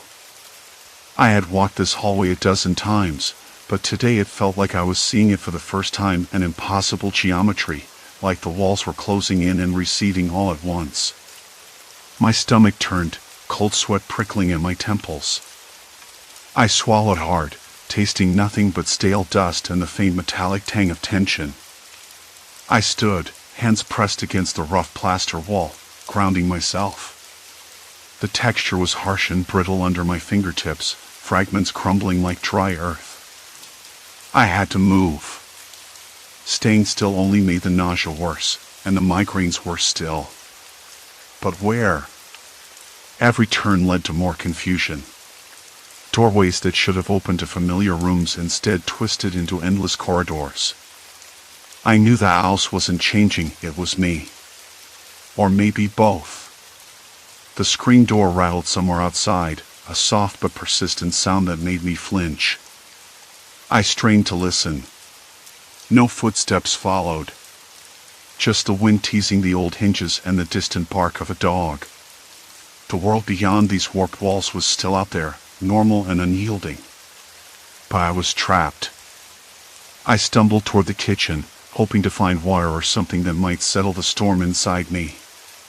The cabinets hung at odd angles, like they'd been installed by someone who'd mixed up the blueprints. I opened the fridge, the light flickering unevenly. A half-empty bottle of mineral water sat on the shelf. I grabbed it, hands trembling, and took slow sips. The cold liquid bit at my throat, but at least it was something real. What am I doing here? I muttered aloud, the sound catching me off guard. The voice felt foreign, thin and fragile, echoing against the warped walls. I hadn't spoken in hours, maybe days. The isolation was suffocating, but I couldn't bring myself to reach out to call someone, anyone. The phone didn't work. The signal was dead. The architect's mansion was a cage, a puzzle with no solution. I moved back into the hallway, limping slightly from the dull pain in my ankle. I hadn't noticed when I twisted it, but it throbbed sharply with every step. I paused, pressing a palm to the wall, the plaster cool but crumbly beneath my fingers. The hallway stretched before me, endless and uncertain. I tried to recall the layout, a mental map I'd drawn over weeks of wandering. But the lines were smudged, the shapes distorted. The house was winning. Then I heard it. Footsteps. Slow. Deliberate. Behind me. My breath caught. I froze. The footsteps stopped. Silence. Complete silence. I wanted to turn, to face whoever or whatever was there. But my body betrayed me, stiff and trembling. The migraine twisted into something sharper, a vice squeezing my skull. I closed my eyes, willing it to pass. When I opened them, the hallway was empty. No one. I tried to convince myself it was my imagination, the owls playing tricks on my fraying mind. But the smell lingered, a faint trace of cologne, sharp and unfamiliar. It wasn't me. Someone else was here. Or had been. Panic rose, raw and unfiltered, but I swallowed it back. I wasn't going to let the place break me. Not completely. I moved faster, limping toward the front door, the warped floorboards creaking beneath my feet.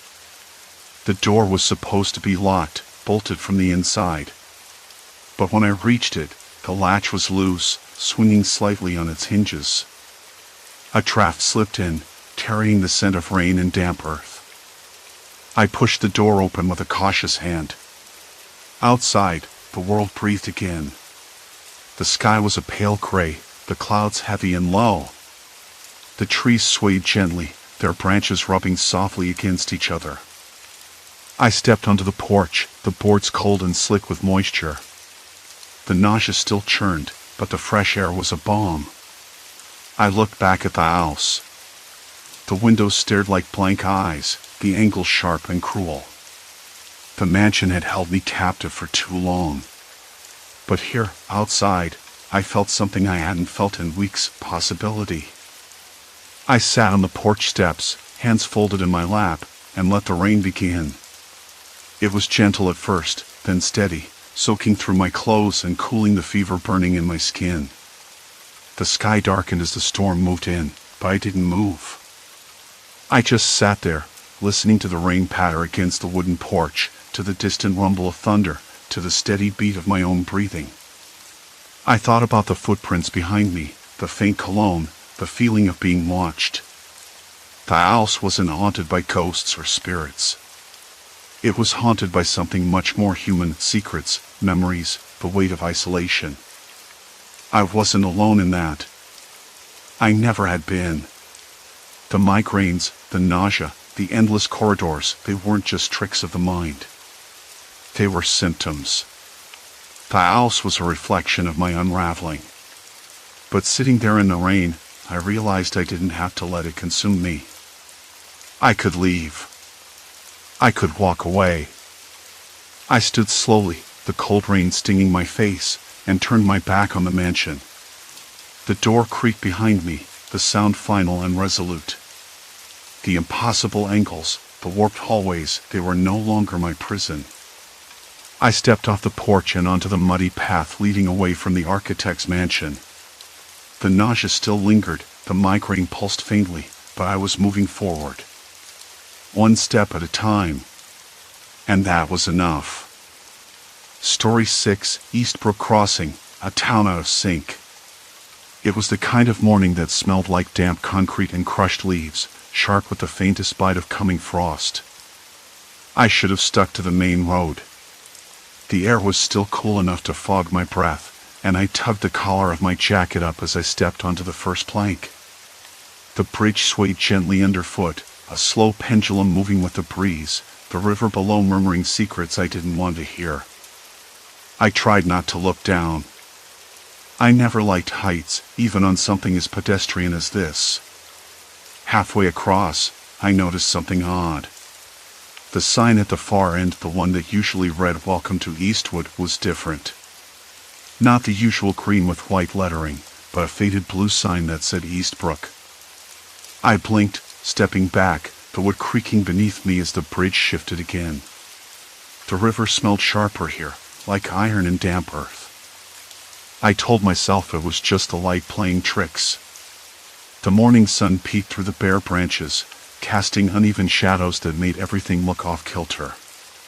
Probably some municipal mix-up, or they'd swapped signs for maintenance. That made sense. It had to.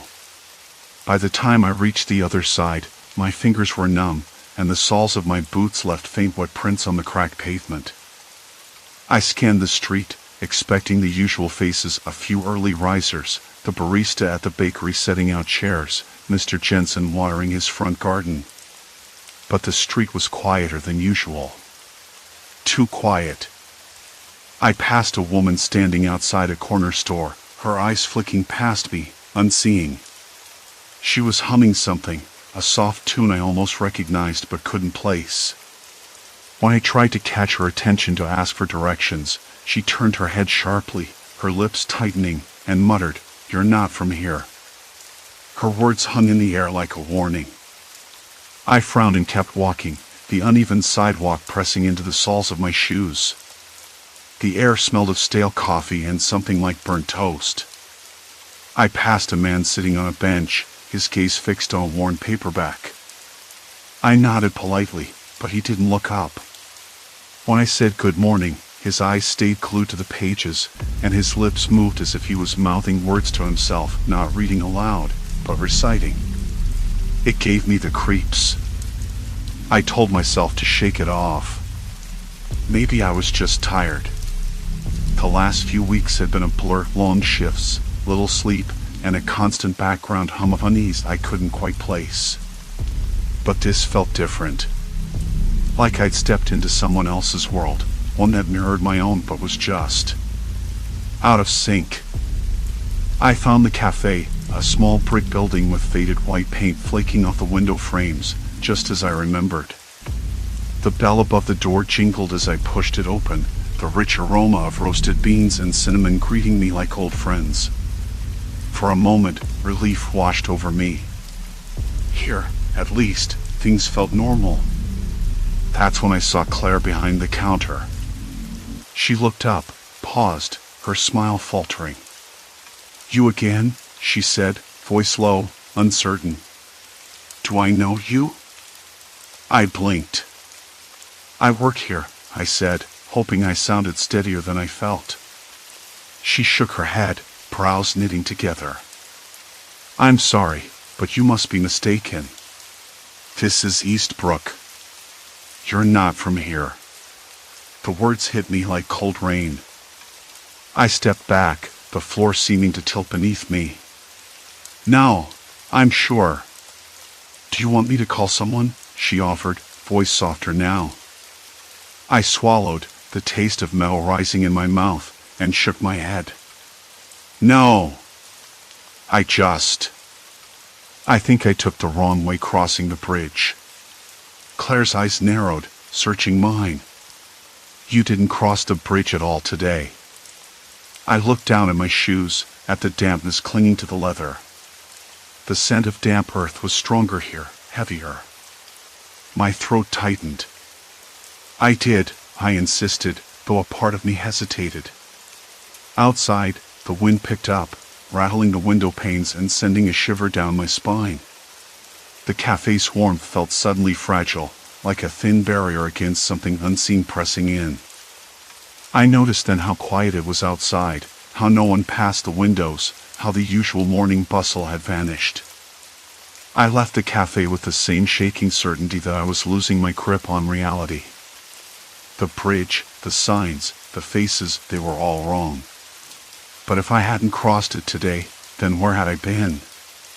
The streetlights flickered as dusk edged closer, and a distant dog barked twice before falling silent. Silence. Complete silence. I looked back toward the bridge, its silhouette dark and trembling against the gray sky. I had to cross it again, because if I didn't, I might never find my way back. With hesitant steps, I approached the bridge once more, each footfall echoing louder than the last in the growing quiet. The air thickened, a cold mist curling around my ankles as if trying to pull me back. Somewhere deep inside, a voice whispered warnings I couldn't ignore, yet the compulsion to cross burned brighter than fear. Halfway across, the world seemed to warp, the distant city lights blurred, and shadows stretched impossibly long. I clenched my fists, forcing myself forward, desperate to reclaim the reality that felt just beyond reach. A sudden flicker of movement caught my eye, something watching, waiting in the gloom. The night air hung heavier than before, thick with that damp, metallic scent that always seems to gather near old iron and rust. I didn't move for a long moment. The world around me shifted again, subtle but undeniable.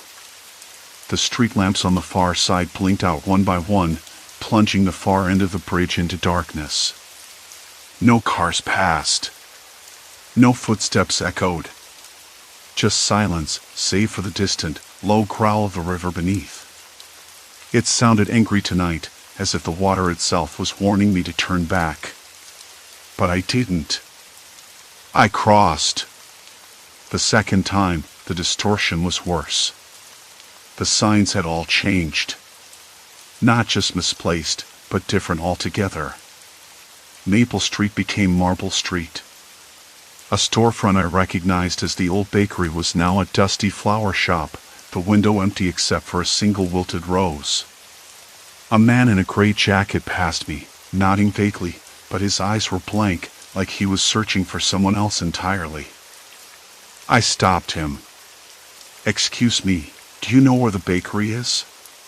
He blinked, his gaze flickering with confusion. "Bakery? No, sorry. Flower shops closed for the night." His hesitation twisted something cold in my chest. I glanced down at myself.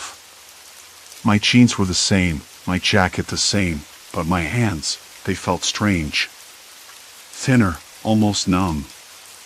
I rubbed them together, trying to chase away the odd sensation, but it lingered. I kept walking. The houses looked familiar but wrong. One porch light burned blue instead of yellow. Another had a swing set that wasn't there before, its chains rusted and creaking softly in the wind. I passed a group of teenagers leaning against a wall, laughing quietly. Their faces blurred when I looked directly at them, as if my eyes couldn't quite focus on their features. I wanted to ask them something, anything, but the words stuck in my throat. A second man approached, a woman this time, her eyes sharp and unreadable. "You don't live here," she said flatly, not a question. "Why are you here?" I frowned. "I live just across the bridge." She shook her head slowly. "No, you don't. You wouldn't be asking." Her voice was calm but edged with something like suspicion, like I was a stranger trespassing in a neighborhood that didn't want me. I swallowed again, this time thicker. I'm just trying to get home." She studied me for a long moment, then nodded sharply as if deciding I wasn't worth the trouble and walked away without another word. I stood there, the cold settling into my bones. The streetlights flickered again, casting long, ropey shadows that stretched toward me like fingers.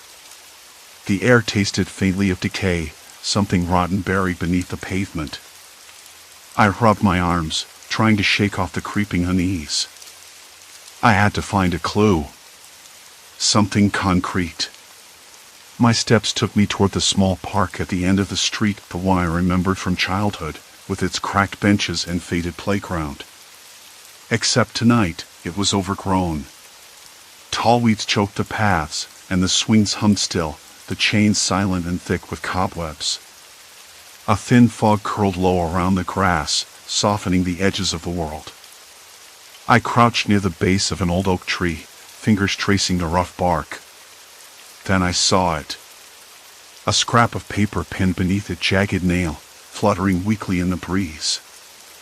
I pulled it loose, careful not to tear the brittle edges. It was a note. The handwriting was shaky and hurried. "Do not trust the bridge." No signature. No explanation. My hands trembled as I folded the note and stuffed it into my pocket. I looked back across the bridge, its cables groaning in the night wind, the far side swallowed in shadows that seemed to pulse and breathe. Something was wrong here. Worse than I'd imagined. I needed answers. But who could I trust?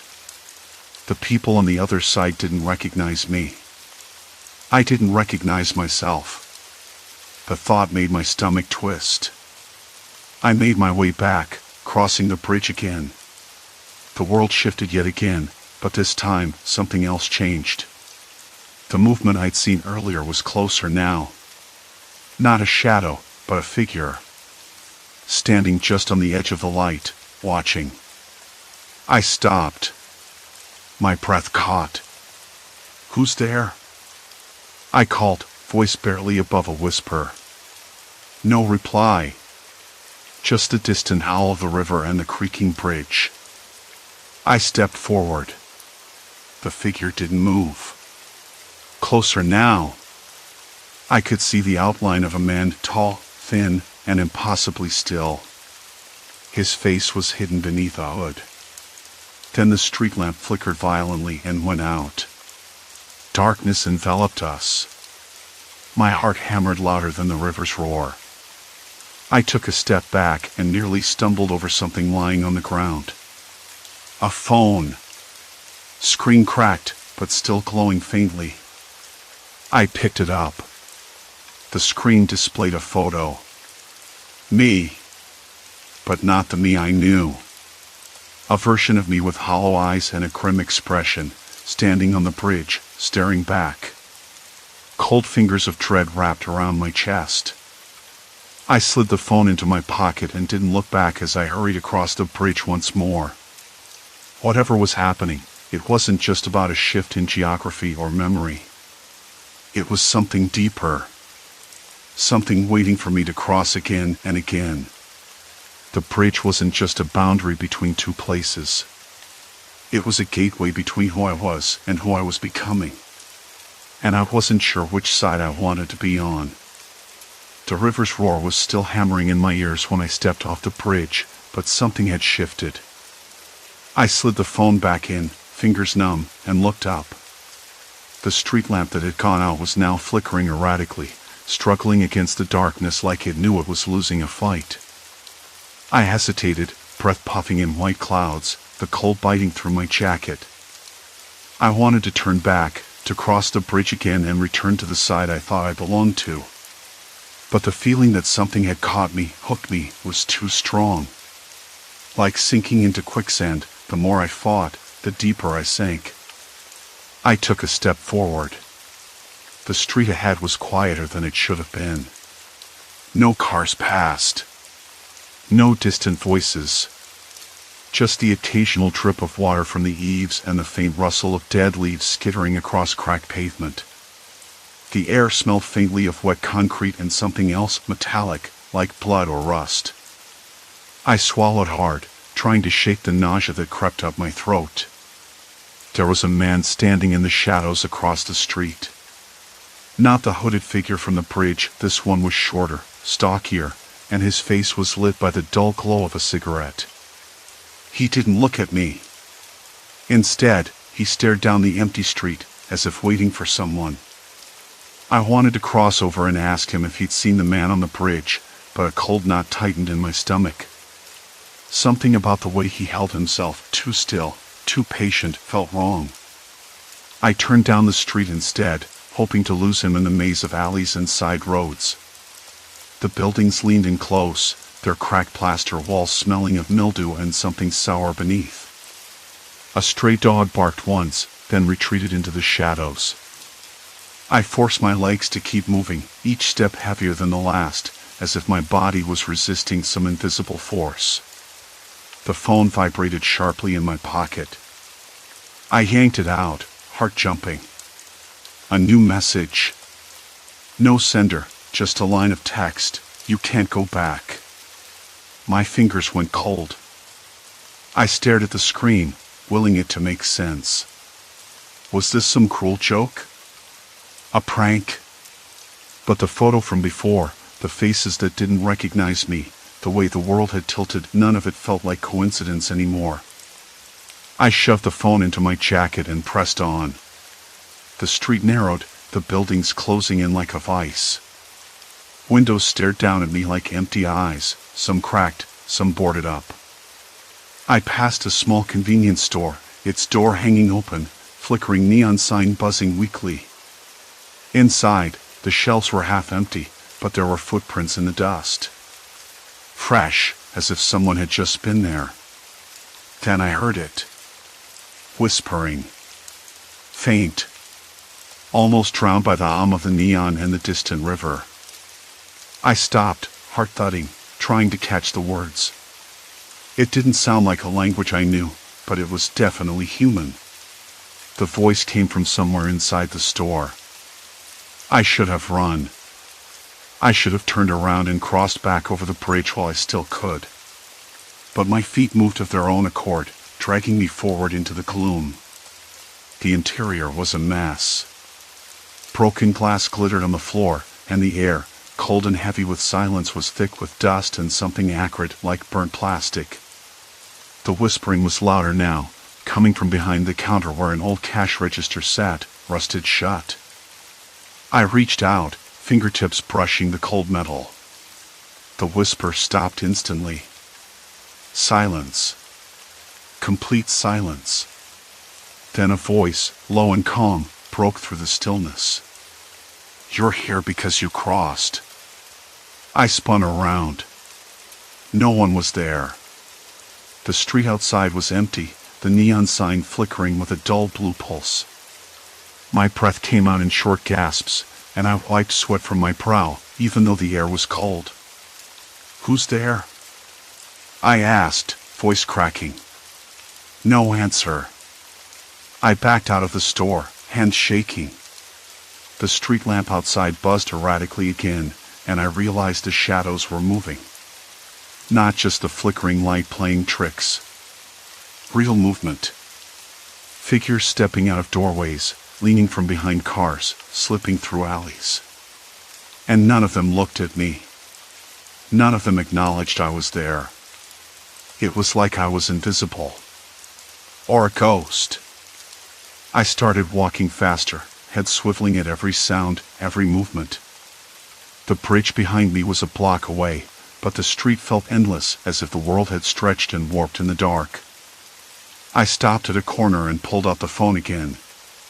Another message. There's no going back. Not now. I clenched my jaw, fingers tightening around the device until it ached. What did that mean? Why couldn't I leave? The old bridge had been a crossing point, yes, but now it felt more like a trap.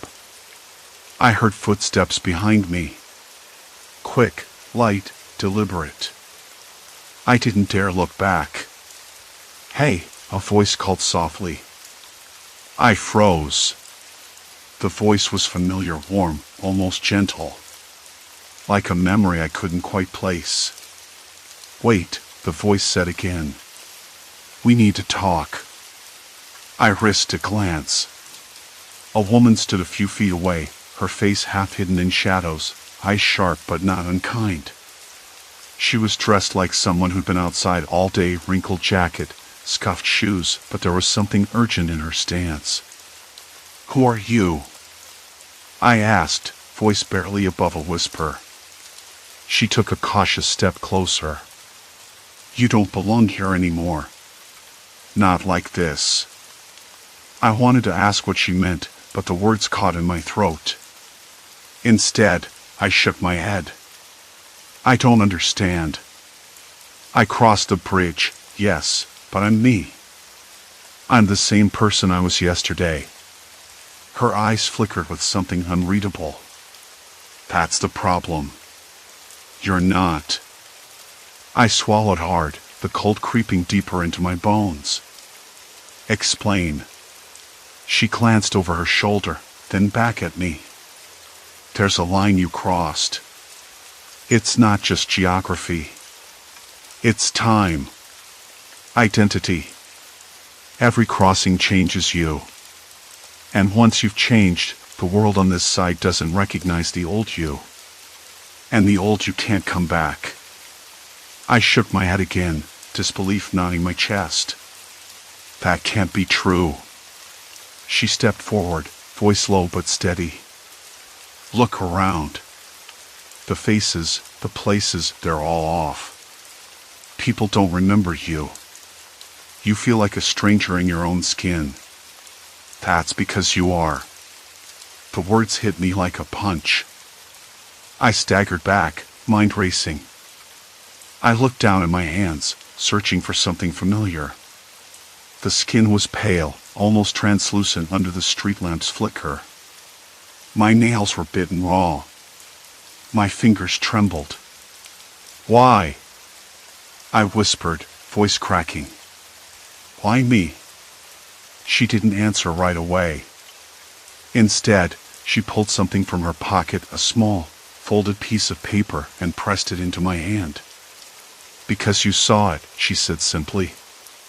"And once you see what's behind the surface, they don't want you crossing back. Not with that knowledge." I unfolded the paper with shaking fingers. The words were scrawled in hurried handwriting. "They watch. They wait. Crossing isn't just moving. It's choosing. And once you choose, you're theirs." A chill ran down my spine. "Who are they?" Her eyes darkened. "People like you. People who tried to understand. Who tried to fight it. But the world on the other side. It changes you. Controls you. And the bridge? It's the gatekeeper." I wanted to argue. To deny the creeping panic in my chest.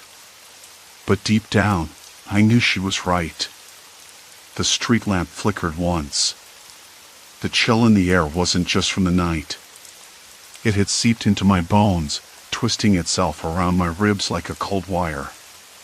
Her words, "You're not the same," echoed in my mind louder than the creak of the old suspension bridge behind me. I backed away instinctively, my boots crunching on gravel unevenly, the sound that seemed to vibrate in my bones thick and heavy in the quiet street. "You don't belong here anymore. Not like this." She said it again, that certainty framing her face like a shadow.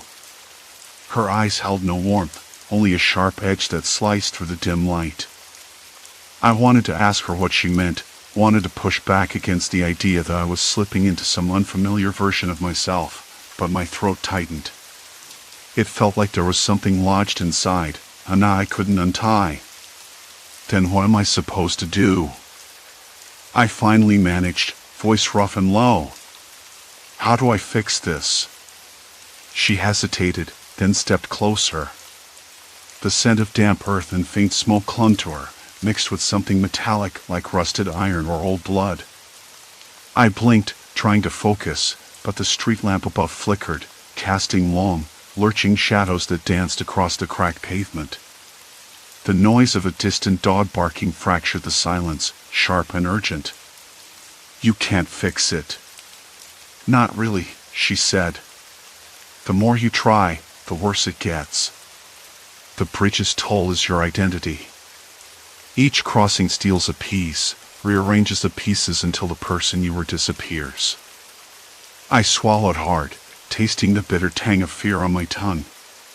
My hands trembled even as I clenched them into fists, nails digging into skin. "That's impossible. I'm still me." "Are you?" Her voice dropped to a whisper, but it struck me like a shout. "You don't look the same. You don't act the same. The people you knew don't see you anymore.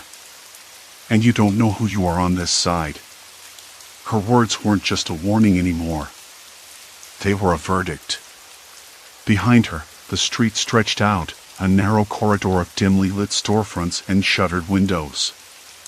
A car passed by slowly, its headlights cutting through the dark, but the driver's face was blurred, unrecognizable. I blinked again, and the car was gone. I glanced down at my own reflection in a broken puddle near the curb. The face staring back was mine, familiar, yes, but somehow wrong. The eyes held a strange distance, as if I were looking at someone else's sadness hiding behind my own skin.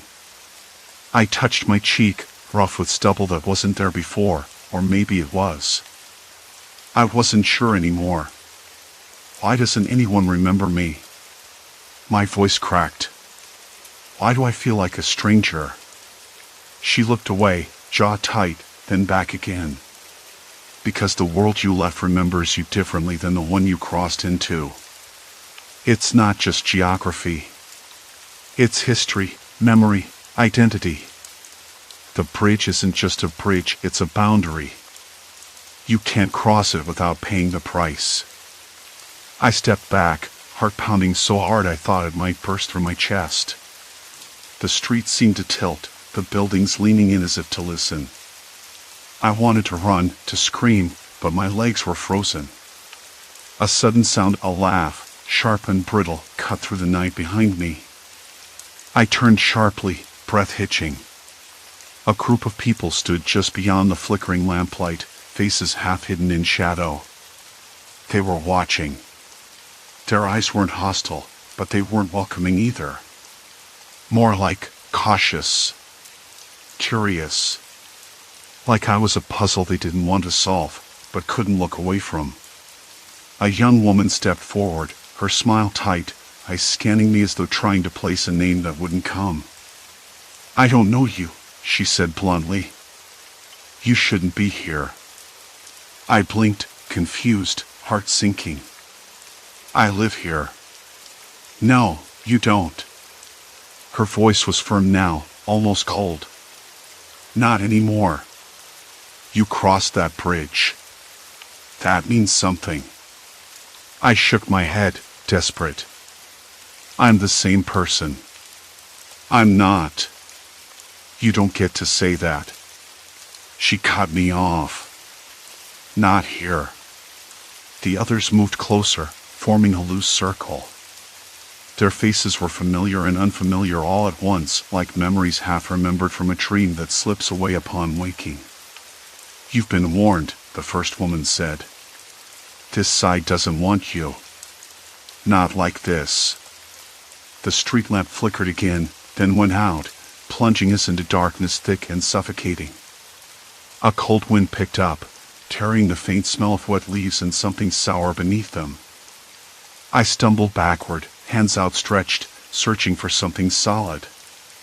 The rough plaster of a nearby wall met my palm, cold and unforgiving.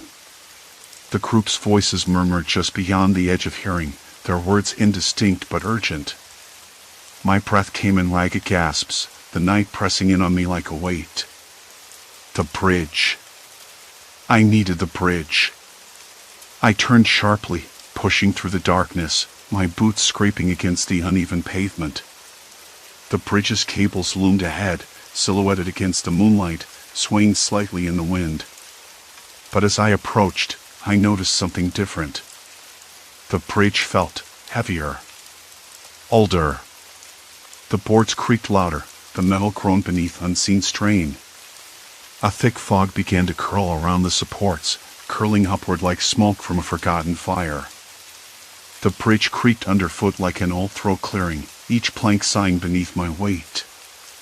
I could feel the rough wood pressing into the soles of my boots, damp and weathered by years of wind and rain. The air carried that faint, biting chill of early morning, but it wasn't the cold that made my skin prickle. It was the silence, too pungent, too thick, like the calm just before a storm, or worse, the quiet after something has gone terribly wrong. I hesitated halfway across. Below, the river moved sluggishly, swollen with recent rains, pulling at debris tangled in its grasp. The mist hovered just above the water, a thin, shifting veil that blurred the edges of the world. I swallowed hard, tasting the metallic tang of my own nerves, and pressed on. This time, it was different. The last few crossings had been troubling, misplaced signs, unfamiliar faces, a peculiar sense of displacement, but today, the shift felt absolute. When I climbed off the bridge, the world did not welcome me back. Instead, it pushed me away with cold indifference. I shuffled down the cracked pavement of the town's main street, the faded yellow lines curling like dead leaves beneath my feet. The shops were still shuttered, but the windows were marred with unfamiliar graffiti, sharp, aggressive lines that didn't belong here.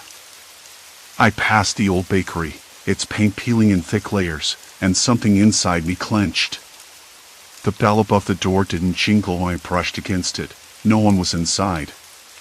No sign of the woman who used to wave at me from behind the counter.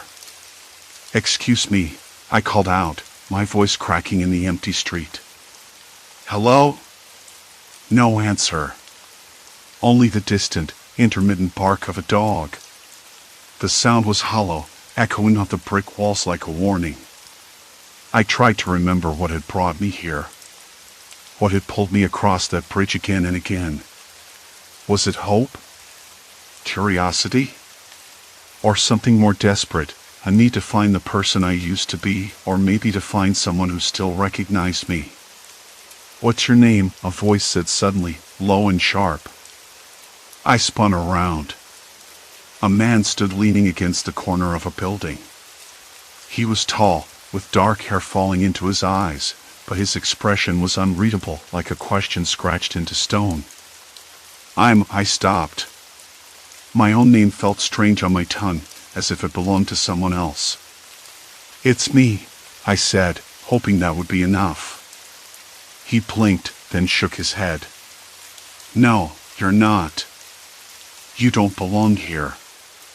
You never did." The words hit me like a slap, sharp and cold. I took a step back, heart thudding painfully against my ribs. "I don't understand," I whispered. He pushed off from a wall, his eyes lingering on me like he was trying to see through my skin. "You can't remember, can you?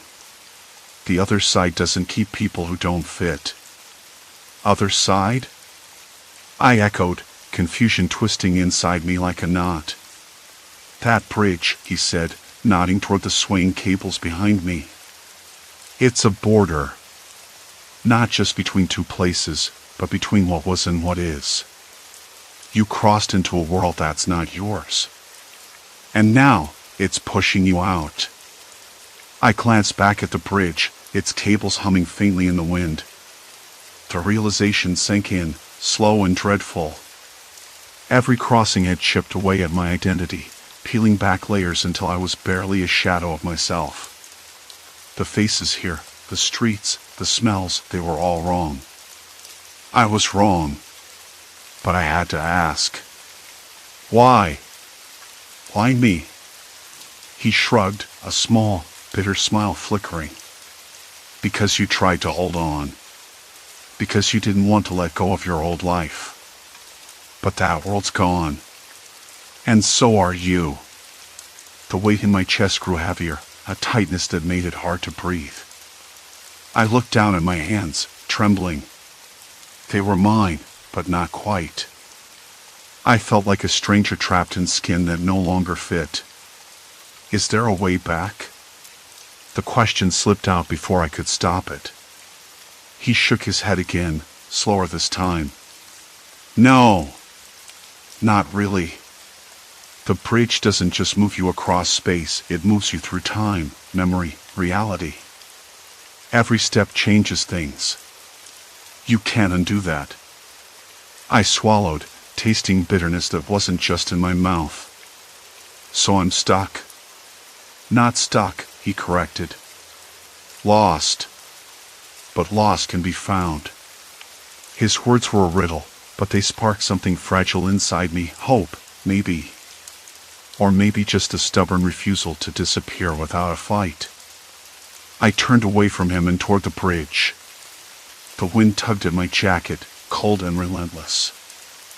I thought about the person I'd been when I first set foot on those wooden planks, full of certainty, of plans.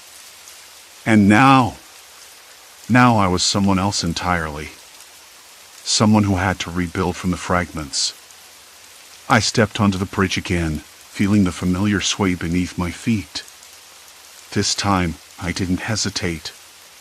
The world might shift, the people might forget me, but I wasn't going to vanish. Halfway across, I stopped and looked back. The man had already disappeared into the fog, and the town was swallowed by silence once more. The bridge groaned, the cables humming a low, steady song. The mist curled around me like a cold breath, but I stood firm. I didn't know where I was going. I didn't know if I'd find myself on the other side. But I knew I couldn't stay lost here, caught between worlds that weren't made for me. The river rushed beneath me, carrying away the past with its endless current. The wind whispered secrets I couldn't quite grasp. And I walked forward. When I reached the far side, the street was different but familiar in a way that made my chest ache. The signs were faded but readable. The faces were cautious but kind. A small cafe smelled of fresh coffee and cinnamon.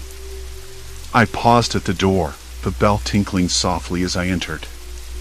The woman behind the counter looked up, a flicker of recognition in her eyes. "Welcome back," she said gently. I nodded, a smile trembling at the corners of my mouth. Maybe I was still me, after all. Not the same, not whole, but enough. The bridge was behind me now, a thin line between what was lost and what could be found. And for the first time in a long while, I felt the quiet strength of belonging. Silence. Complete silence. Then, a breath. A beginning.